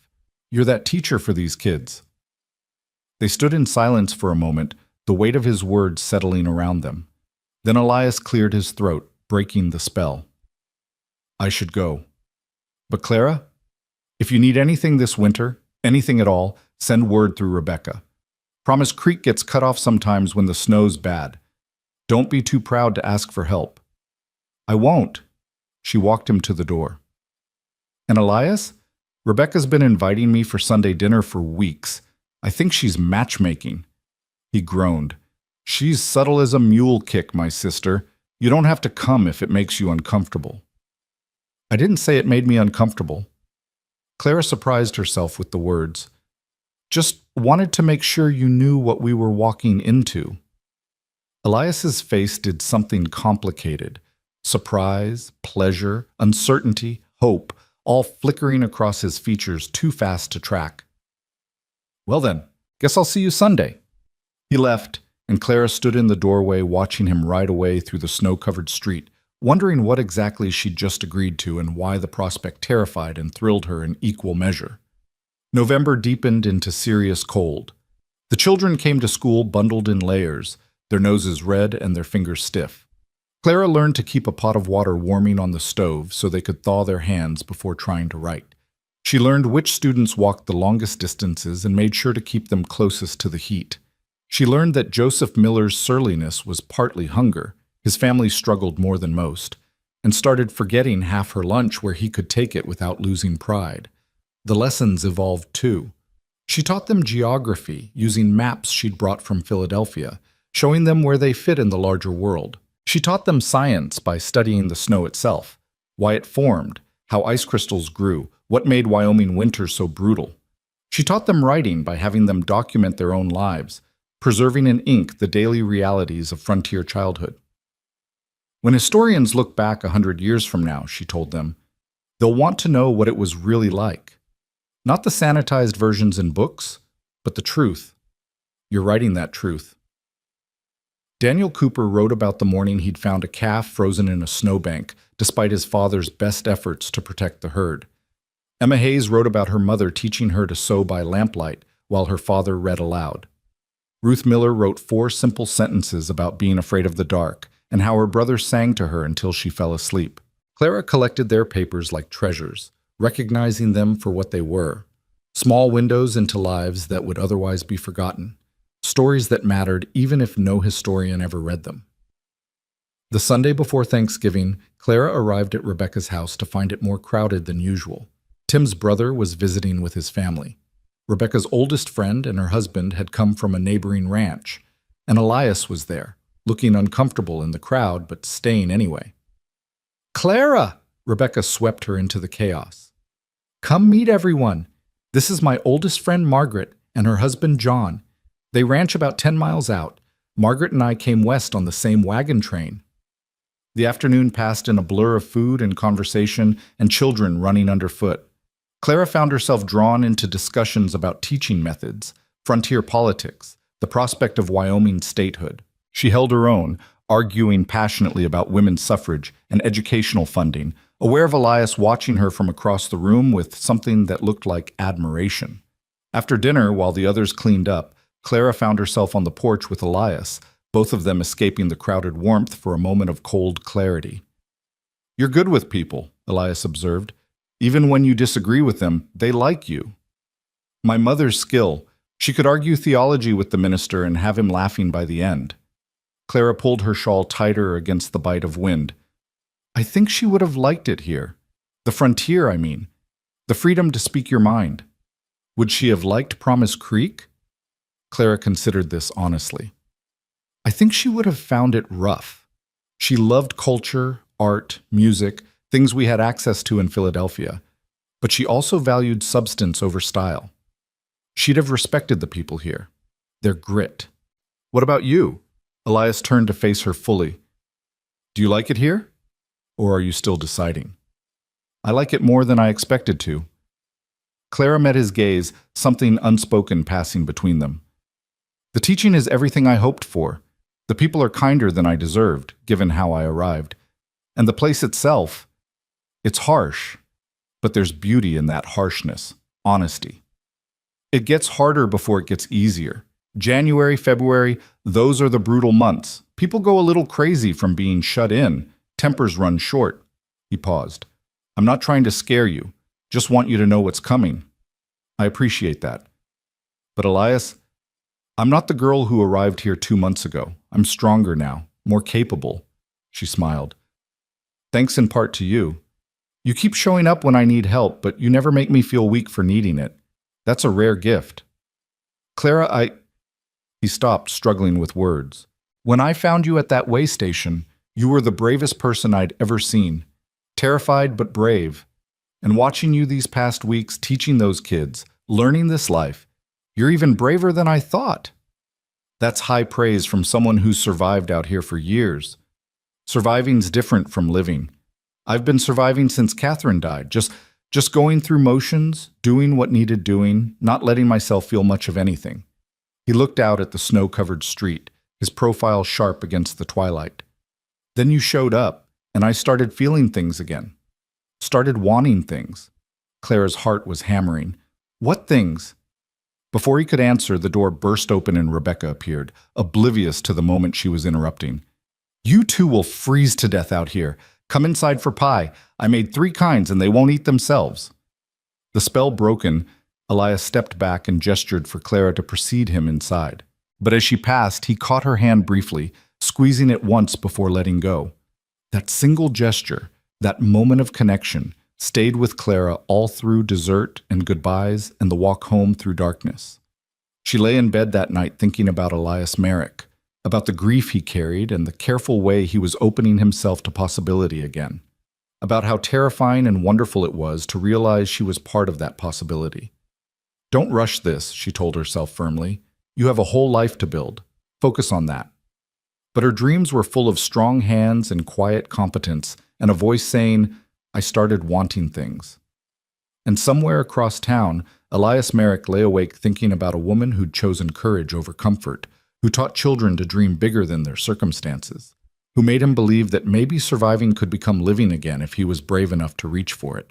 The next morning, the first real blizzard hit Promise Creek like God's own fury. Clara woke to a sound like the world ending. Wind howled around Mrs. Peterson's boarding house with a fury that made the windows rattle in their frames. Snow drove against the glass so hard it sounded like sand, and the temperature had dropped so far that frost crystallized on the inside of her window despite the fire downstairs. She could barely see the building across the street through the white chaos. Mrs. Peterson was already up when Clara came down, stoking the parlor fire and looking worried. "This is a bad one. Came in overnight without much warning. I don't think you should try for the schoolhouse today, dear." "But the children won't be coming either. Their parents aren't foolish enough to send them out in this." Mrs. Peterson pressed a cup of hot coffee into Clara's hands. "This is Wyoming teaching you respect, Clara. When the weather says stay home, you stay home. No argument." The other boarders emerged gradually, gathering near the fire in their robes and shawls. Even practical Annie Davis looked shaken. "I've seen bad storms, but this one's vicious. Came up too fast." The day stretched long and restless. Clara tried to work on lesson plans, but couldn't concentrate. She kept thinking about the schoolhouse, whether the fire had gone out, whether snow was getting in through some crack she hadn't noticed. She thought about her students scattered across Promise Creek and beyond, hoped they were all safe and warm. Most of all, she thought about Elias alone at his ranch 3 miles north. He'd be checking on his animals, making sure they had shelter, fighting through the storm to keep things alive. She told herself he'd done this 100 times before, that he knew how to survive Wyoming's worst. But worry gnawed at her anyway. By evening, the storm hadn't let up. If anything, it had intensified. Mrs. Peterson made a hearty stew for dinner, and the women gathered close to share body heat and companionship. Sophie Chen told stories about storms in China. Violet Nash read aloud from a novel. Clara tried to join in the camaraderie, but part of her mind stayed fixed on that ranch 3 miles north. The storm lasted 3 days. 3 days of wind that never stopped screaming. 3 days of snow that piled so high it covered the first-floor windows. 3 days of being trapped inside with nothing to do but wait and worry and wonder if this was what frontier winters were really like. Long stretches of enforced stillness punctuated by moments of terror. On the morning of the 4th day, Clara woke to silence. The wind had stopped. She rushed to the window and saw a world transformed and terrifying in its beauty. Snow had drifted as high as the porch roof in places, sculpted by wind into bizarre shapes. The street was invisible, buried under a blanket of white that showed no trace of the town beneath. A few other buildings were visible, smoking chimneys, the only sign of life. Mrs. Peterson surveyed the scene grimly. "We'll need to dig out. The men will start with the main street, making paths between buildings. Give it a day or 2 before you try for the schoolhouse." But Clara's thoughts had gone immediately to her students. "Mrs. Peterson, the Miller family. They live outside town, don't they? In that cabin near the creek?" "Yes, about a mile east. Why?" "Their mother brings them no matter what. Even when they're sick, even when—" Clara's chest tightened with realization. What if she tried to bring them during the storm? What if they got caught? Mrs. Peterson's face went pale. Surely Nancy wouldn't be that foolish. Surely she'd have kept them home. But they both knew that hope and certainty were different things. Nancy Miller, desperate for her children to have the education she'd never received, might have tried to push through, might have thought she could make it before the storm worsened. Might have made a fatal error in judgment that people made every winter in Wyoming. Clara was pulling on her warmest clothes before conscious thought caught up with action. I need to check on them. Clara, you can't. The snow's too deep and you don't even know the way properly. Mrs. Peterson grabbed her arm. We'll send word to the men. They'll organize a search if needed. That could take hours. If the Millers are in trouble... Clara didn't finish the sentence. Didn't need to. They both understood what 3 days in this cold could do. The front door banged open, letting in a blast of Arctic air and a snow-covered figure. Clara's heart leaped as she recognized Elias, ice crusted in his beard and exhaustion carved into his face. Mrs. Peterson, I need to know, did all the school children make it home before the storm hit? His voice was hoarse, urgent. We think so. But Clara's worried about the Miller family. Elias's eyes found Clara, and something passed between them, shared fear, shared purpose. Nancy Miller's got more determination than sense sometimes. If she tried to bring those kids to school Monday morning, we have to check. Clara finished pulling on her boots. I'm coming with you. The hell you are. It's dangerous out there. Those are my students, my responsibility. Clara met his gaze without flinching. And you can't check every family alone. You'll need help. They stared at each other, wills clashing silently. Finally, Elias cursed under his breath. Fine, but you do exactly what I say, exactly when I say it. This isn't Philadelphia, Clara. This cold will kill you in minutes if you're not careful. Mrs. Peterson bundled Clara in extra scarves and made her promise to turn back at the first sign of trouble. Then they were outside, and Clara understood immediately why Elias had looked so worried. The cold was unlike anything she'd experienced. It bit through her layers in seconds, made her lungs hurt with each breath, froze the moisture in her nose. The snow was thigh-deep in places, requiring exhausting effort to push through. Elias had his horse Goliath, and they took turns riding and walking to share the burden. Talk to me, Elias said as they struggled toward the edge of town. Keep talking so I know you're staying conscious. About what? Anything. Your childhood, your favorite book, whatever keeps your mind working. So Clara talked, her voice muffled by scarves, about her mother teaching her to read using Shakespeare because if you're going to learn words, learn the best ones. About sneaking into her father's library to read books deemed inappropriate for young ladies. About the day she decided to become a teacher, watching her mother help a neighbor's child learn to write his name. She made it look like magic, Clara said through chattering teeth. One moment the boy saw meaningless marks on paper. The next he understood those marks had power. Could preserve thought, could communicate across distance and time. His face when he wrote his own name for the first time, I wanted to create that moment for other children. You have, Elias said. I've seen it. That look on Ruth Miller's face when she finally understood subtraction. Magic, just like you said. They pushed on through the white wasteland. Promise Creek disappeared behind them. The Miller cabin should have been visible by now, but Clara saw nothing but endless snow and scattered trees bent under white burden. There, Elias pointed to a slight depression in the snow. That's the creek bed. Their cabin's just beyond it. The cabin emerged from the whiteness like something from a nightmare. Snow had drifted against one side nearly to the roof. The chimney showed no smoke. The windows were dark. Elias dismounted and waded through the drifts to the door, Clara struggling after him. He pounded hard. Nancy! Nancy Miller, are you in there? Silence. He tried the door, locked or blocked. He moved to the window, brushed away snow, and peered inside. His face went grim. What? What do you see? Clara pushed beside him, and her heart stopped. Nancy Miller lay on the floor near the cold stove, two small shapes huddled against her. None of them were moving. No, Clara breathed. No, no, no! Elias was already moving, shouldering the door with his full weight. It gave on the third try, and they tumbled into the dim interior. The cold inside was barely less than the cold outside. The stove held only dead ash. Frost covered the walls. Clara dropped beside Nancy and the children, pulling off her gloves to check for pulses with shaking fingers. They're alive! Oh, God, they're alive, but so cold! Nancy's eyes fluttered open, confused and unfocused. Miss Whitfield? How? Don't talk. Save your strength. Clara looked at Elias desperately. We need heat, now. Elias was already at the stove, working with wood and kindling that Nancy had stacked nearby. His hands moved with practiced efficiency even as his face showed the urgency of the situation. I need you to get them warmed up slowly. Not too fast or their hearts could give out. Start with core temperature, chest and abdomen. Clara had no idea how he knew this, but she trusted him absolutely. She pulled the children, Joseph and Ruth, both terrifyingly still, closer together, and lay on top of them, using her body heat to warm them gradually. Nancy tried to help, but was too weak, collapsing back with a moan. What happened? Clara asked her. Why didn't you keep the fire going? Wood ran out. Nancy's voice was barely a whisper. Henry, my husband, was supposed to be back 3 days ago. Went to Fort Laramie for work.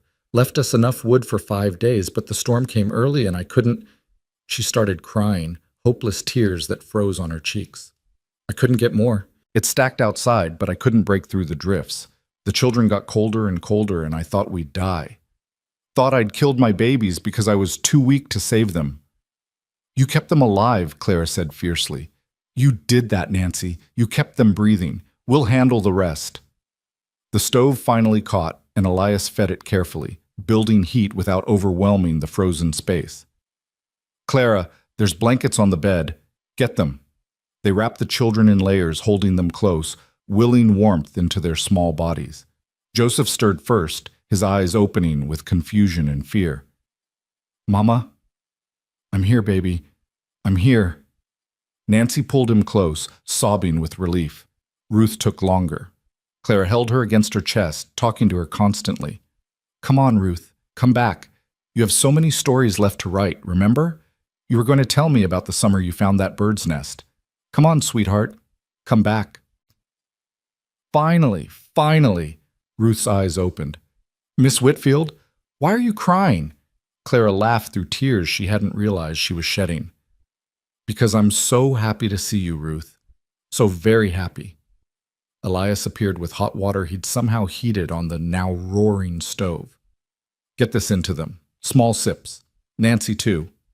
The next hour was focused entirely on warming the Miller family back to life. Clara made weak tea from Nancy's stores and got it into them sip by sip. Elias brought in armload after armload of the wood that was stacked outside, ensuring they'd have heat for days. He checked the cabin for other problems, finding places where wind had gotten through chinks in the walls and stuffing them with rags. Henry should be horsewhipped for leaving you with so little, Elias muttered, examining the nearly empty larder. There's barely any food here. He didn't know the storm would come early, Nancy said weakly, defensive even now. He's a good man. Things have been hard. Clara and Elias exchanged glances. Whatever Henry Miller's virtues, leaving his family this vulnerable showed terrible judgment at best. Nancy, you and the children need to come back to town, Clara said firmly. At least until Henry returns. Mrs. Peterson will have room. I can't abandon our home. What if Henry comes back and we're not here? Then he'll come to town looking for you, and he'll find you safe instead of frozen. Clara's voice was sharp with anger she was trying to control. You nearly died. Your children nearly died. I'm not asking, Nancy. I'm telling you. You're coming with us. Nancy was too weak to argue further. Within the hour, they had the family bundled for travel. Joseph could walk with help. Ruth had to be carried. Nancy leaned heavily on Clara as they struggled back through the snow toward Promise Creek. The journey back was even more grueling than the journey out. Elias carried Ruth on the horse while Clara and Nancy walked, supporting each other, with Joseph between them. The cold seemed to have intensified, or maybe Clara was just more exhausted, more aware of how close they'd all come to tragedy. They finally reached town as twilight fell. Mrs. Peterson took one look at the Miller family and went into full maternal crisis mode, hustling them inside, stripping off wet clothes, wrapping them in blankets, forcing hot soup down their throats. Clara collapsed into a chair near the fire, too exhausted to move. Every muscle ached. Her fingers and toes burned as sensation returned. She couldn't stop shaking, and not entirely from cold. Elias dropped into the chair beside her, looking equally wrecked. You did good out there. We both did. Clara turned to look at him, seeing the exhaustion and something else in his face. How did you know to come check? How did you know to ask about the school children? Been through too many winters not to know how people think. Nancy Miller's determination is admirable but dangerous. When the storm hit, I had a bad feeling. He rubbed his face tiredly. Soon as I could get through this morning, I came to town. If you hadn't been worried too, if we'd waited even a few more hours. He didn't finish, didn't need to. You saved them, Clara said quietly. If you hadn't thought to check, if you hadn't known what to do, we saved them, Elias corrected. I couldn't have gotten them back alone. And they needed you, Clara. Needed to see their teacher cared enough to come for them. That mattered as much as the physical rescue. Mrs. Peterson appeared with hot tea and brandy. Drink this, both of you. Doctor's checking the Millers now. He says they'll recover, thanks to you two. Clara, you're a hero. I'm an idiot who didn't realize how dangerous winter could be. Clara accepted the spiked tea gratefully. Mrs. Peterson, where will they stay? Nancy said they can't pay. They'll stay here until Henry returns, and I won't hear a word about payment. This is what community means, Clara. We take care of our own. She looked between Clara and Elias with an expression that was hard to read. Both of you get some rest. You've earned it. Over the next few days, as the Miller family slowly recovered, the full story emerged. Henry Miller had indeed gone to Fort Laramie for work, backbreaking construction that paid desperately needed money. He'd planned to return before any storms hit, but his employer had kept extending the job, dangling more money that Henry couldn't afford to refuse. By the time he tried to leave, the blizzard had trapped him there just as thoroughly as it had trapped his family in Promise Creek. He's a good man, Nancy repeated to anyone who'd listen, and Clara believed her. But good men could make bad choices, and Henry Miller's choice to leave his family so vulnerable had nearly cost them everything. The children recovered quickly, resilient in the way of the young. Within 3 days, Ruth was asking about school, and Joseph was complaining about being cooped up inside. Clara visited them daily, bringing books and lessons, refusing to let their education lapse, even in crisis.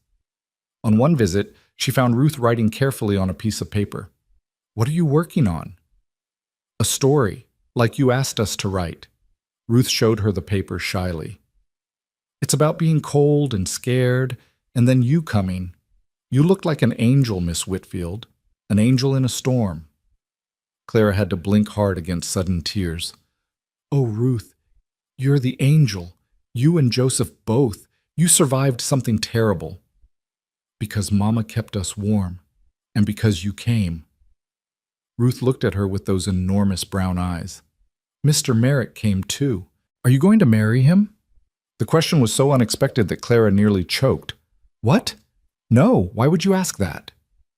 Because he looks at you the way Papa looks at Mama, like you're the best thing he ever saw. Clara didn't know how to respond to that, so she changed the subject. But Ruth's words stayed with her, echoing in her mind at odd moments. Did Elias look at her that way? And if he did, how did she feel about it? School reopened a week after the storm. The children came back with stories of being snowed in, of helping their parents with storm preparations, of the fear and excitement of Wyoming's fury. Clara wove these stories into lessons about weather, about survival, about the science of snow and wind. You all experienced something remarkable, she told them, something that most people in the world will never experience. Write about it. Draw it. Help me understand what it was like for you. The resulting work was some of the best they'd done. Daniel Cooper wrote a technical analysis of storm patterns that showed genuine scientific thinking. Maggie drew detailed diagrams of snowdrifts and wind effects. Even Joseph Miller, still shaken, wrote movingly about his mother's courage and his terror. We thought we'd die, he wrote. I tried to be brave for Ruth, but I was so scared. Then Miss Whitfield came, and I knew we'd be okay. Teachers aren't supposed to be heroes, but she is. Clara kept that paper in her desk, reading it whenever she doubted whether she was making a difference. Henry Miller returned 10 days after the storm, haggard and guilt-ridden. He came to the schoolhouse to thank Clara personally, his hat crushed between work-roughened hands. Miss Whitfield, I don't have words for what you did, what you and Elias Merrick did. You saved my family. You should have been here, Mr. Miller. Clara didn't soften it. Your wife and children nearly froze to death because you left them vulnerable. I know. God help me, I know. His face crumpled. I thought I was doing right, earning money we need. But I nearly lost everything for a few dollars. Nancy won't hardly look at me. Clara felt her anger soften slightly. Henry Miller wasn't a bad man, just a desperate one who'd gambled wrong. Then make it right. Make sure it never happens again. Your family needs you here more than they need money from Fort Laramie. Yes, ma'am. You have my word. Whether that word would hold remained to be seen, but at least Henry seemed genuinely chastened. The Millers moved back to their cabin with enough firewood stacked to last months, and a promise from several townsmen to check on them regularly. December arrived with gentler weather. The brutal cold eased into something merely uncomfortable. Snow fell more softly, prettily, like something from a Christmas card instead of a death sentence. Promise Creek came back to life. People venturing out for social calls and shopping and church services. Clara threw herself into preparing for the Christmas program that Reverend Aldrich had requested. She had the children practicing readings, memorizing poems, preparing songs. It gave structure to their days and excitement to look forward to, something the whole town could celebrate together after the storm's harsh reminder of mortality. Elias continued appearing at unpredictable intervals, always with some excuse. The stove needed checking. One of the window frames had come loose in the storm. He'd brought fresh venison that his sister thought Clara should have. Each visit was brief, practical, and left Clara wanting more. Rebecca continued her matchmaking with barely concealed glee. You should see how he talks about you when you're not around. Clara did this with the students. Clara handled that situation so well. It's Clara this and Clara that. The man's smitten. Rebecca, please, we're friends, barely that. We've known each other less than 3 months. Some people know in 3 minutes, some take 3 years. Time doesn't matter as much as truth. Rebecca wrapped Christmas packages with decisive movements. And the truth is, my brother's been half dead since Catherine, and you're bringing him back to life whether you mean to or not. I'm not trying to replace her, Clara said for what felt like the 100th time. Nobody could replace Catherine, but Clara, hearts are big enough for more than one love. The love he had for her doesn't stop him from growing a different love for you. Rebecca tied off a ribbon with a flourish. The question is whether you'll let yourself feel it back. That was the question, wasn't it? Clara lay awake nights thinking about it. She'd come west to escape one man's expectations and build her own life. Getting tangled up with Elias Merrick, kind, competent, grieving Elias, hadn't been part of any plan. But then again, falling asleep at a way station expecting to die hadn't been part of the plan either. And that had led to everything good in her current life. Maybe, she thought, the best things came unplanned. Maybe choosing to trust was its own kind of courage. Sunday before Christmas, Clara arrived at Rebecca's for dinner to find the house festive with evergreen branches and red ribbons. Tim and the children were decorating enthusiastically, if not skillfully. And Elias was there early, helping lift Tim's daughter Lucy so she could place a star on top of the small tree. Clara! Lucy shrieked with delight, wriggling out of Elias's arms to run over. We're making it beautiful. Uncle Elias brought the tree and Mama made cookies, and tonight we'll sing carols. The afternoon dissolved into warm chaos. They ate ham and potatoes and Rebecca's famous rolls. They sang carols around the piano that Rebecca played with more enthusiasm than skill. They drank mulled cider and told stories and watched Lucy and Thomas fight over who got to hang the next ornament. It was, Clara realized, the first real Christmas feeling she'd had since her mother died. The Whitfield household had been somber after that, her father too lost in grief and drink to celebrate much. But this was joy. Messy, loud, imperfect joy. She looked across the room and found Elias watching her, and the expression on his face made her breath catch. Ruth Miller had been right. He did look at her like she was the best thing he'd ever seen, like she was starlight and hope and possibility all wrapped in imperfect human form. And Clara realized with sudden clarity that she looked at him the same way. After dinner, while the others put the children to bed, Clara and Elias found themselves alone by the fire. The singing and laughter faded to a distant hum. The firelight painted everything in soft gold. And for once, they had time and space to actually talk without interruption or crisis or excuse. Clara, Elias started, then stopped. Started again. I need to tell you something. Her heart was pounding. I'm listening. When I found you at that way station, I thought I was just doing the decent thing, helping someone in trouble. No different than a dozen other times I'd helped folks. He stared into the fire, his profile sharp and honest. But then you woke up in my wagon, terrified but brave, and you demanded to know where I was taking you, and something in me, shifted. Clara waited, barely breathing. I'd been alone so long it felt normal, safe. I couldn't hurt if I didn't feel, couldn't lose if I didn't have. His voice went rough. But you made me want to feel again. Want to have. And that scared the hell out of me. It scares me too, Clara admitted quietly. I came here to be independent, to build my own life on my own terms. I didn't want to need anyone. But we all need people, Clara. That's not weakness, it's human. Elias finally turned to look at her. What happened with the Millers? Going out into that storm together. I couldn't have done that alone. Not really. We were stronger together than either of us could have been apart. I know. Claire's voice was barely above a whisper. I've been thinking the same thing. I'm not asking for promises.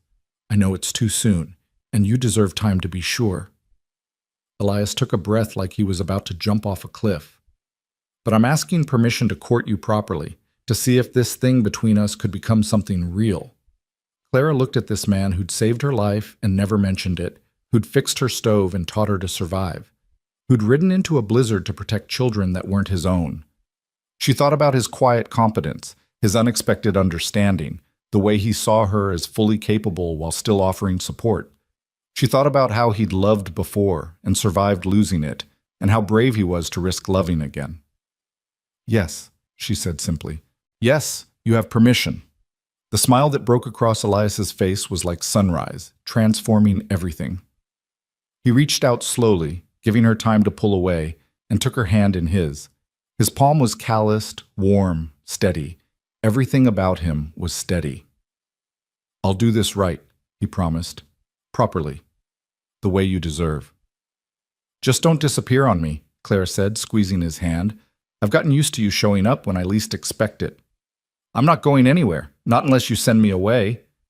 They sat like that, hands joined, fire crackling, until Rebecca's voice called them back for more singing, but everything had changed, and as they rejoined the family gathering, Clara felt like she was walking in a dream. A good dream. One she'd never quite imagined but had been waiting for all along. The next week passed in a blur of Christmas preparations and stolen glances. Elias came to town more frequently, always with some legitimate errand but managing to stop by the schoolhouse. They didn't hide their courtship, but they didn't advertise it either, content to let it unfold naturally while the town watched with benevolent interest. The Christmas program arrived on a crisp Friday evening. The church was packed, every family in Promise Creek and some from outlying ranches. The children performed beautifully, their readings clear and confident. Ruth Miller recited A Visit from St. Nicholas without missing a word. Daniel Cooper read from Luke's Gospel with surprising feeling. Even Joseph Miller, sullen Joseph, who'd hated school just 3 months ago, sang in the choir with something approaching enthusiasm. Afterward, Judge Crawford approached Clara with rare approval on his stern face. Miss Whitfield, I must say you've exceeded our expectations. The children are not only learning, they're thriving. You have our gratitude. Other parents echoed the sentiment, shaking her hand, thanking her for believing in their children. Nancy Miller hugged her with tears streaming down her face. You saved them twice, from the storm and from ignorance. I'll never forget what you've done for us. Clara felt overwhelmed and humbled and proud all at once. This was why she'd become a teacher. Not for recognition, but for the quiet satisfaction of knowing she'd made a difference. These children would remember learning to read, to write, to think. They'd carry that knowledge into whatever futures they built. That mattered more than anything. She found Elias waiting at the edge of the crowd, holding 2 cups of punch and smiling. You look happy. I am. I really, truly am. Clara accepted the punch gratefully. Is this what belonging feels like? Actually being part of something bigger than yourself? I think so. He glanced around at the gathering, at the families and friends celebrating together. Welcome to Promise Creek, Clara, officially. I think I've been here for a while, she said, looking up at him. I just didn't realize it until now. They stood together watching the festivities, two people who'd found each other in unlikely circumstances and were building something neither had expected. The future stretched ahead, full of Wyoming winters and teaching challenges and all the hard work of making a life in a rough land. But for tonight, under the soft glow of Christmas candles, surrounded by community and possibility, Clara Whitfield felt something she hadn't felt since her mother died. Peace. She was exactly where she needed to be, doing exactly what she was meant to do, with exactly the right person standing beside her. And that was enough. More than enough. It was everything. The new year arrived with deceptive gentleness, as if Wyoming was apologizing for November's brutality. January brought cold but manageable weather, clear skies that made the snow sparkle like diamonds, and a kind of crystalline beauty that took Clara's breath away every morning on her walk to school. Elias's courtship was steady and unhurried, like everything else about him. He came to town every Sunday for dinner at Rebecca's, staying longer each week. He brought Clara books he thought she'd enjoy, asked thoughtful questions about her teaching, listened with genuine interest when she talked about her students' progress. There were no grand romantic gestures, but there was something better: consistency. The quiet promise of someone who showed up, who kept his word, who made her feel seen and valued without trying to change her. They took walks when weather permitted, always properly chaperoned by the watchful eyes of Promise Creek. They sat together at church, their shoulders touching in the crowded pew. They talked about everything: his ranch and her classroom, their lost parents and uncertain futures, books and philosophy, and whether Wyoming would ever achieve statehood. "What do you want, Clara?" Elias asked one Sunday afternoon as they walked the perimeter of town, fresh snow crunching under their boots. 5 years from now, 10 years, what does your life look like? Clara considered the question carefully. 3 months ago, she would have answered without hesitation: teaching, independence, a life built entirely on her own terms. But now the answer was more complicated, layered with new possibilities she hadn't allowed herself to imagine. "I want to keep teaching. That's non-negotiable." She watched her breath plume in the cold air.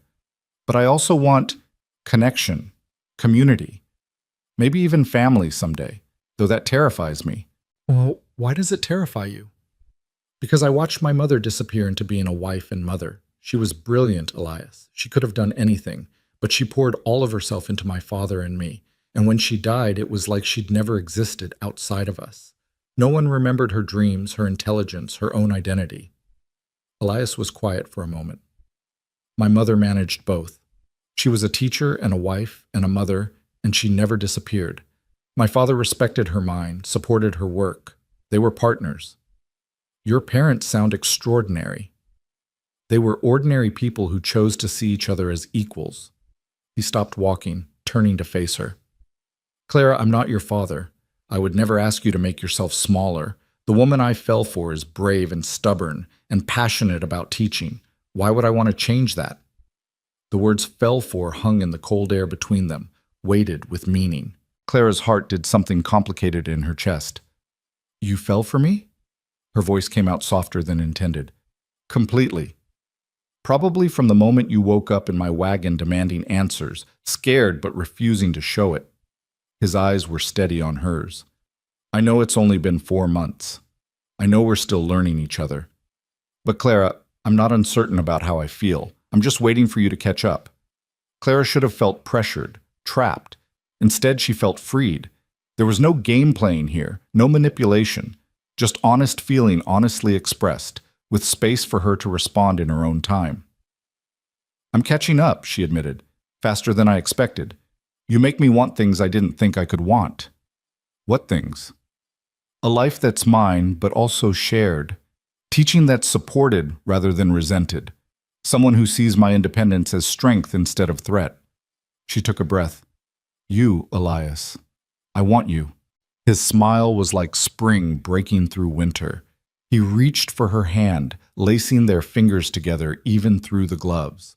"Then you have me. For as long as you'll keep me." They walked back toward town, hand in hand, and Clara felt something settle in her chest. Not the loss of freedom she'd feared, but the gain of partnership. The understanding that love didn't have to diminish.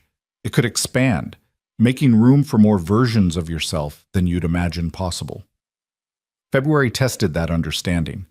The month brought the brutal cold Elias had warned about, temperatures that made January seem mild. It also brought a letter from Philadelphia that Mrs. Peterson handed Clara with obvious concern. Clara recognized her father's handwriting immediately, the slanted script that always looked like it was sliding downhill. She took it to her room before opening it, bracing herself for whatever news it contained. The letter was short and painfully typical. Her father was in trouble again, deeper this time. Bernard Ashworth had finally lost patience and was calling in debts, threatening legal action.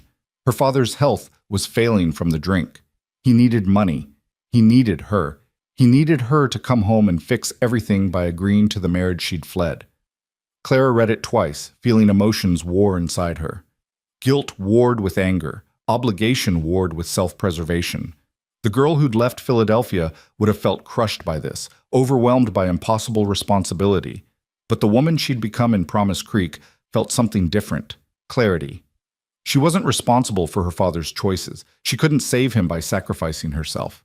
And going back, giving up teaching, giving up the life she'd built, giving up Elias, wouldn't actually help. It would just feed her father's dependence and destroy her in the process. That evening, she showed the letter to Mrs. Peterson, then to Rebecca, and finally to Elias when he arrived for dinner. They sat in Rebecca's parlor, the letter between them like something toxic. "What are you going to do?" Elias asked quietly. "I'm going to write back and tell him no." Clara's voice was steady, despite the turmoil underneath. "I'll send what money I can spare, but I won't go back. I can't save him, Elias.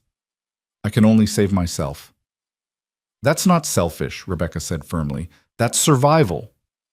"It feels selfish. He's my father. He's alone and struggling.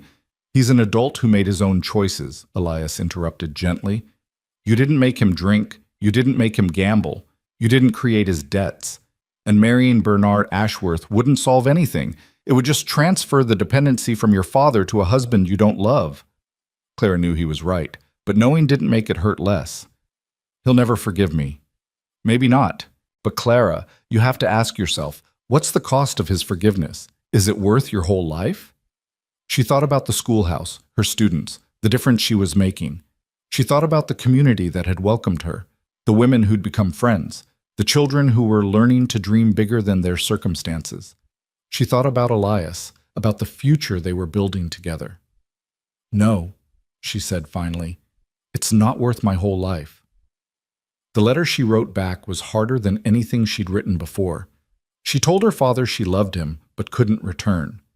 She sent $20, half her personal funds for 2 months. She gave him the address of a charitable organization in Philadelphia that helped men struggling with drink. And she told him, as gently as she could, that he needed to save himself because she couldn't do it for him. It felt like cutting off a limb. It also felt like freedom. Elias stayed late that night, sitting with her by Rebecca's fire while she cried through the grief and guilt and relief. He didn't offer empty platitudes or try to fix her feelings.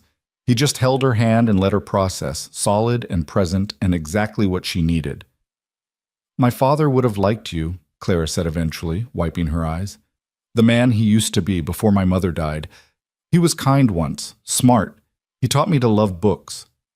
"He gave you good things even if he couldn't sustain them," Elias said. "You can honor what was good while still protecting yourself from what's harmful." "When did you get so wise?" "Years of making mistakes and learning from them." He squeezed her hand. "Catherine dying taught me that we can't control everything. Sometimes terrible things happen, and there's nothing we could have done differently. The only choice is whether we let it destroy us or teach us." Clara looked at him, this man who'd lost so much and somehow remained open to love again. "What did it teach you?" "That life is fragile, that nothing's guaranteed, that if you find something good, you hold on to it with everything you have because tomorrow it might be gone." His eyes were intense on hers. "I found something good with you, Clara, and I'm not letting go unless you tell me to." "I'm not telling you to." She leaned into him, resting her head on his shoulder. "I'm holding on too." March brought the first hints of spring and an unexpected visitor. Clara was dismissing the children for the day when a well-dressed woman appeared in the schoolhouse doorway. She was perhaps 40, expensively clothed in a way that marked her as an outsider, with sharp eyes that took in everything. "Miss Whitfield?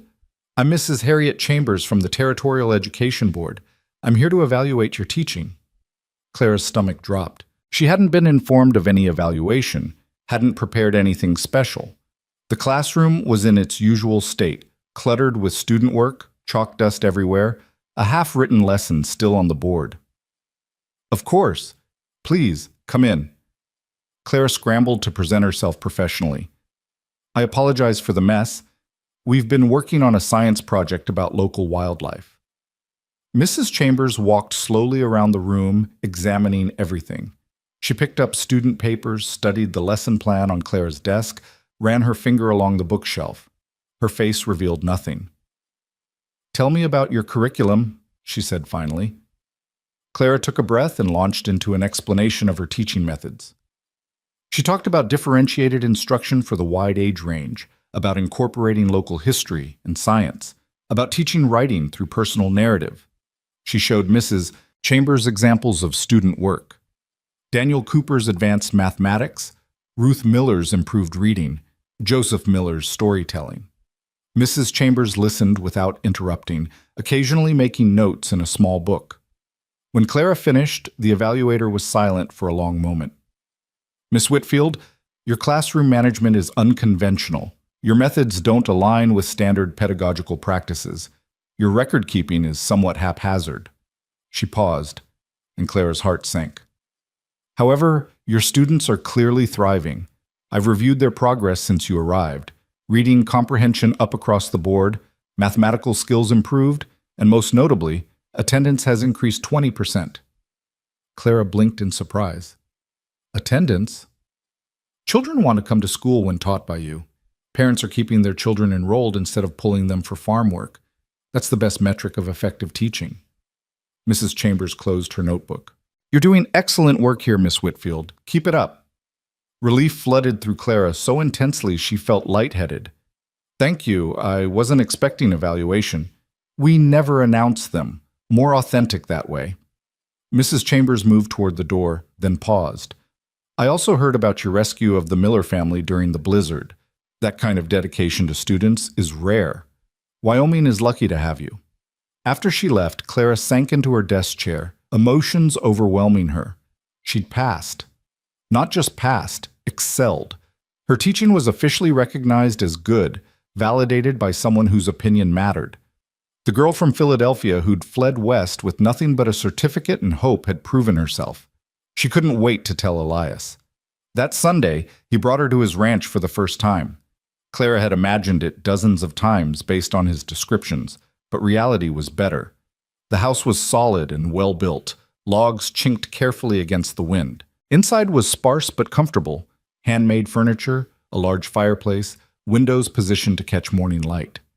Everything spoke of a man who lived alone but hadn't given up on comfort entirely.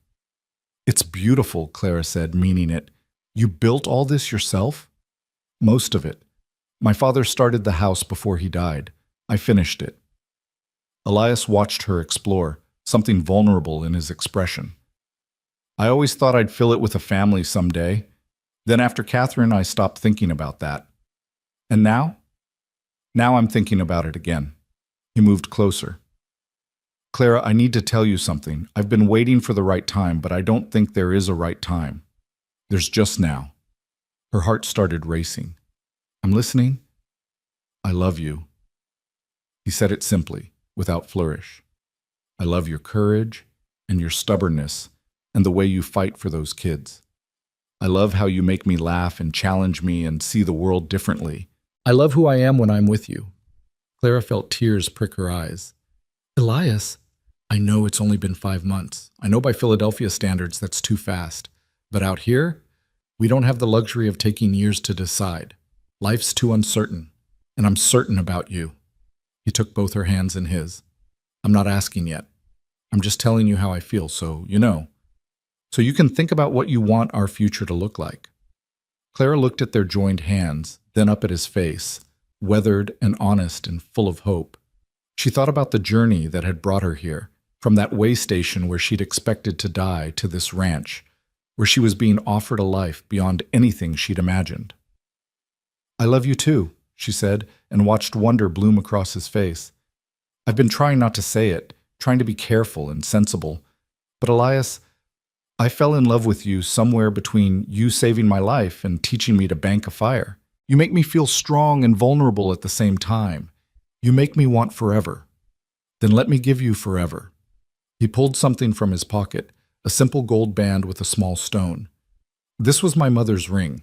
She told me before she died to give it to someone who'd honor both the teaching and the loving, someone who'd be a partner, not a decoration." Clara stared at the ring, her breath catching. "Marry me, Clara. Not because you need saving or because frontier life requires it. Marry me because we're better together than apart. Because I want to wake up every day knowing you're building the life you want, and I get to be part of it." His voice was steady, but his hands shook slightly. "Teach your students, change the world, be exactly who you are. Just let me stand beside you while you do it." The proposal was everything Clara hadn't known she needed. No demands for her to change, no expectations that marriage would diminish her teaching, just an offer of partnership with someone who saw her completely and loved what he saw. "Yes." The word came out choked with tears. "Yes, I'll marry you." The ring slid onto her finger perfectly, like it had been waiting for her all along. Elias pulled her close and kissed her, and Clara felt the last pieces of her old life fall away. She wasn't running anymore. She wasn't afraid. She was choosing, actively, deliberately choosing this man, this place, this future. When they finally pulled apart, both laughing and crying, Elias rested his forehead against hers. "Rebecca's going to be insufferable. She'll claim credit for this." "She probably deserves it," Clara admitted. "She saw this before we did." "No, I saw it the night I found you at that way station. I just had to wait for you to see it too." The announcement of their engagement sent Promise Creek into delighted chaos. Mrs. Peterson cried and hugged Clara and immediately began planning details. Rebecca did indeed claim full credit for the match and started organizing a wedding before Clara had even set a date. The school children were thrilled, especially Ruth Miller, who declared she'd known it would happen because that's how love works. Judge Crawford personally congratulated Elias, telling him he was marrying above his station, but then again, most men do. Samuel Hayes offered to host the reception at his feed store, which Clara and Elias politely declined. Reverend Aldrich launched into a 15-minute sermon about the sanctity of marriage during the next Sunday service, clearly directed at the happy couple. Through it all, Clara kept teaching. That was non-negotiable, and Elias never suggested otherwise. They planned the wedding for June, after school let out for summer, giving them time to prepare without disrupting her students' education. April and May passed in a blur of lesson planning and wedding preparations. Clara's students continued to thrive. Even Joseph Miller admitted he didn't hate school anymore, which was practically a declaration of love. Daniel Cooper was reading Latin fluently and talking about maybe becoming a lawyer someday. The Hayes sisters were writing stories that showed real literary promise. Sarah Thompson had come out of her shell entirely, participating eagerly in class discussions. The changes weren't just academic. These children were thinking bigger, dreaming beyond the narrow confines they'd been born into. That was what Clara had hoped for, what she'd worked toward, and now it was bearing fruit. In mid-May, another letter arrived from Philadelphia. Clara opened it with trepidation, expecting more guilt or demands. Instead, she found something unexpected. Her father had stopped drinking. He'd joined the charitable organization she'd recommended and was working as a clerk to pay down his debts. He wasn't asking for money or for her to return. He was apologizing, genuinely, humbly apologizing for the burden he'd placed on her, for trying to sell her in marriage to save himself, for not being the father she'd deserved. "I'm proud of you," he wrote in shaky script. "Your mother would be proud too. You became the woman she hoped you'd be, strong and independent and making a difference in the world. I'm sorry I tried to stop that. I'm sorry for everything." Clara read the letter 3 times, tears streaming down her face. It wasn't perfect. Her father had a long road ahead, and she had no illusions that this was permanent. But it was a start. And more importantly, it released her from the last chains of guilt. She could move forward into her new life without the weight of unfinished business pulling her back. She showed Elias the letter that evening. He read it silently, then pulled her close. "Does this change anything for you?"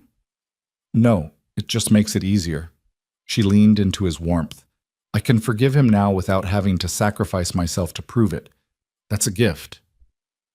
"Then I'm glad he gave it to you." The last weeks before the wedding were a whirlwind. Clara finished the school year with a final program that showcased everything her students had learned. Parents came away amazed at the progress their children had made. The school board offered Clara a contract for the next year with a salary increase, which she accepted immediately. Rebecca and Mrs. Peterson and half the women in Promise Creek descended on Clara with dresses and flowers and detailed opinions about every aspect of the ceremony. Elias mostly stayed out of it, wisely recognizing when retreat was the better part of valor. But he made sure Clara's preferences were honored, stepping in when the planning threatened to overwhelm her. "It's your day," he told the assembled women firmly. "Clara's day. Not an opportunity for you all to live vicariously. She wants simple, so we're doing simple." And it was simple, in the end. The ceremony took place in the small church on a perfect June morning. Wildflowers decorated the pews picked by her students who'd insisted on contributing. Rebecca stood as Clara's bridesmaid and Tim as Elias's best man. The children filled the first 3 rows, squirming with excitement. Clara wore a cream-colored dress that Mrs. Peterson's daughter had worn and altered to fit. She carried a bouquet of prairie roses that Elias had picked that morning. And when she walked down the aisle and saw him waiting at the altar, tall and steady and looking at her like she was starlight, she felt her heart overflow. Reverend Aldrich kept the ceremony mercifully brief. The vows were traditional but felt revolutionary in how much they promised partnership rather than possession. And when Elias kissed her as the church erupted in applause, Clara tasted salt from happy tears and knew this was the beginning of everything she'd hoped for and more than she'd imagined. The reception was held in the churchyard, tables laden with food that the whole town had contributed. Clara was hugged by dozens of people, congratulated by students and parents and townspeople who'd become friends. Nancy Miller cried openly, telling Clara she was the best thing that ever happened to Promise Creek. Daniel Cooper shook Elias's hand solemnly and told him he better treat Miss Whitfield right or else. As the sun began to set, casting everything in gold, Clara and Elias finally managed to steal a moment alone. They stood at the edge of the gathering, watching their community celebrate, hands intertwined. "Happy?" Elias asked softly. "Ridiculously happy." Clara leaned into him. "I keep thinking about that night at the way station, how terrified I was, how certain I was that I'd made a terrible mistake coming west. And now? Now I know it was the best decision I ever made." She turned to face him fully. "You asked me once what I wanted 5 years from now. I think I finally know the answer." "Tell me." "I want to still be teaching, watching children discover what they're capable of. I want our ranch to feel like home, books on the shelves and student papers on the table, and evidence of living fully everywhere." She took a breath. "And I want children of our own eventually. Little people who know that women can teach and love and build lives on their own terms. Who grow up seeing partnership instead of possession." Elias's smile was radiant. "That's exactly what I want too. All of it." "Good. Because you're stuck with me now, Elias Merrick. For better or worse, in blizzards and heat waves, through stubborn students and ranch disasters." "Wouldn't have it any other way, Clara Merrick." He said her new name like a benediction. "Wouldn't have it any other way." They rejoined the celebration, dancing and laughing and soaking up the joy of community and chosen family. And when the party finally ended and they rode back to the ranch together, Clara's trunk secured in the same wagon that had rescued her months before, she marveled at how far she'd come. From Philadelphia to Promise Creek, from desperate flight to deliberate choice, from the girl who'd fallen asleep beside her luggage expecting to die to the woman who'd been lifted into a wagon by a quiet cowboy and carried toward an unexpected future.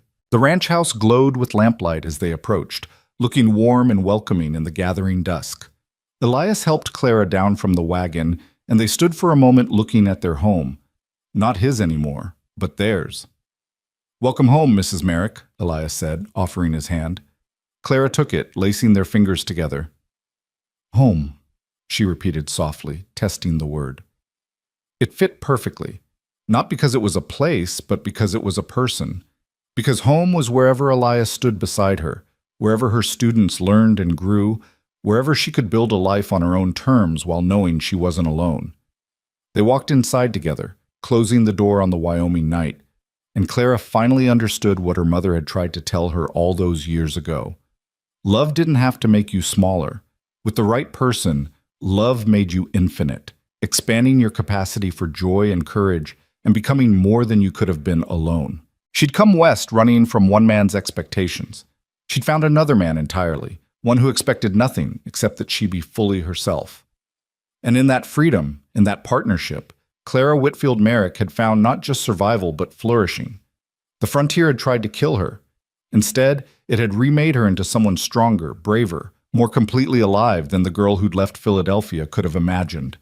And tomorrow she'd wake up in this house she'd helped build into a home, and she'd walk to that schoolhouse where her students waited, and she'd continue the work of changing young lives one lesson at a time.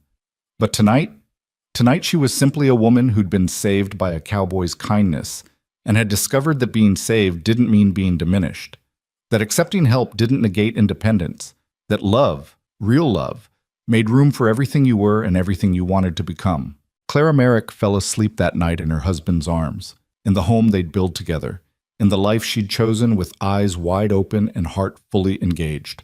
And her last thought before sleep claimed her was simple and true and everything she needed. She was home. She was loved. She was exactly where she belonged. And the story that had begun with a girl sleeping beside her luggage at the edge of the world had become a story of transformation and courage and love that honored both the woman she'd been and the woman she'd become. It was, she thought, a pretty good story after all. And the best part was that it was only the beginning. The two https youtube.com/watch VEEP5QVUYIOOS. Here's a 5-part cinematic summary in American storytelling style, retitled with fresh character names to avoid duplication in your CB project. Tone: dramatic, romantic frontier narrative. Complete arc with closure. What? Title: She slept beside her luggage until the cowboy lifted her into his wagon. 1. Opening. The girl at the edge of the world. Under a merciless Wyoming sun, Clara Whitfield, a 19-year-old teacher from Philadelphia, sat beside her 2 leather trunks at a desolate way station 5 miles from Promise Creek. She'd spent her last $3 chasing a dream of teaching on the frontier, but the stagecoach driver abandoned her after a quarrel. As twilight fell and coyotes howled, she huddled by her bags, trembling at her own foolishness.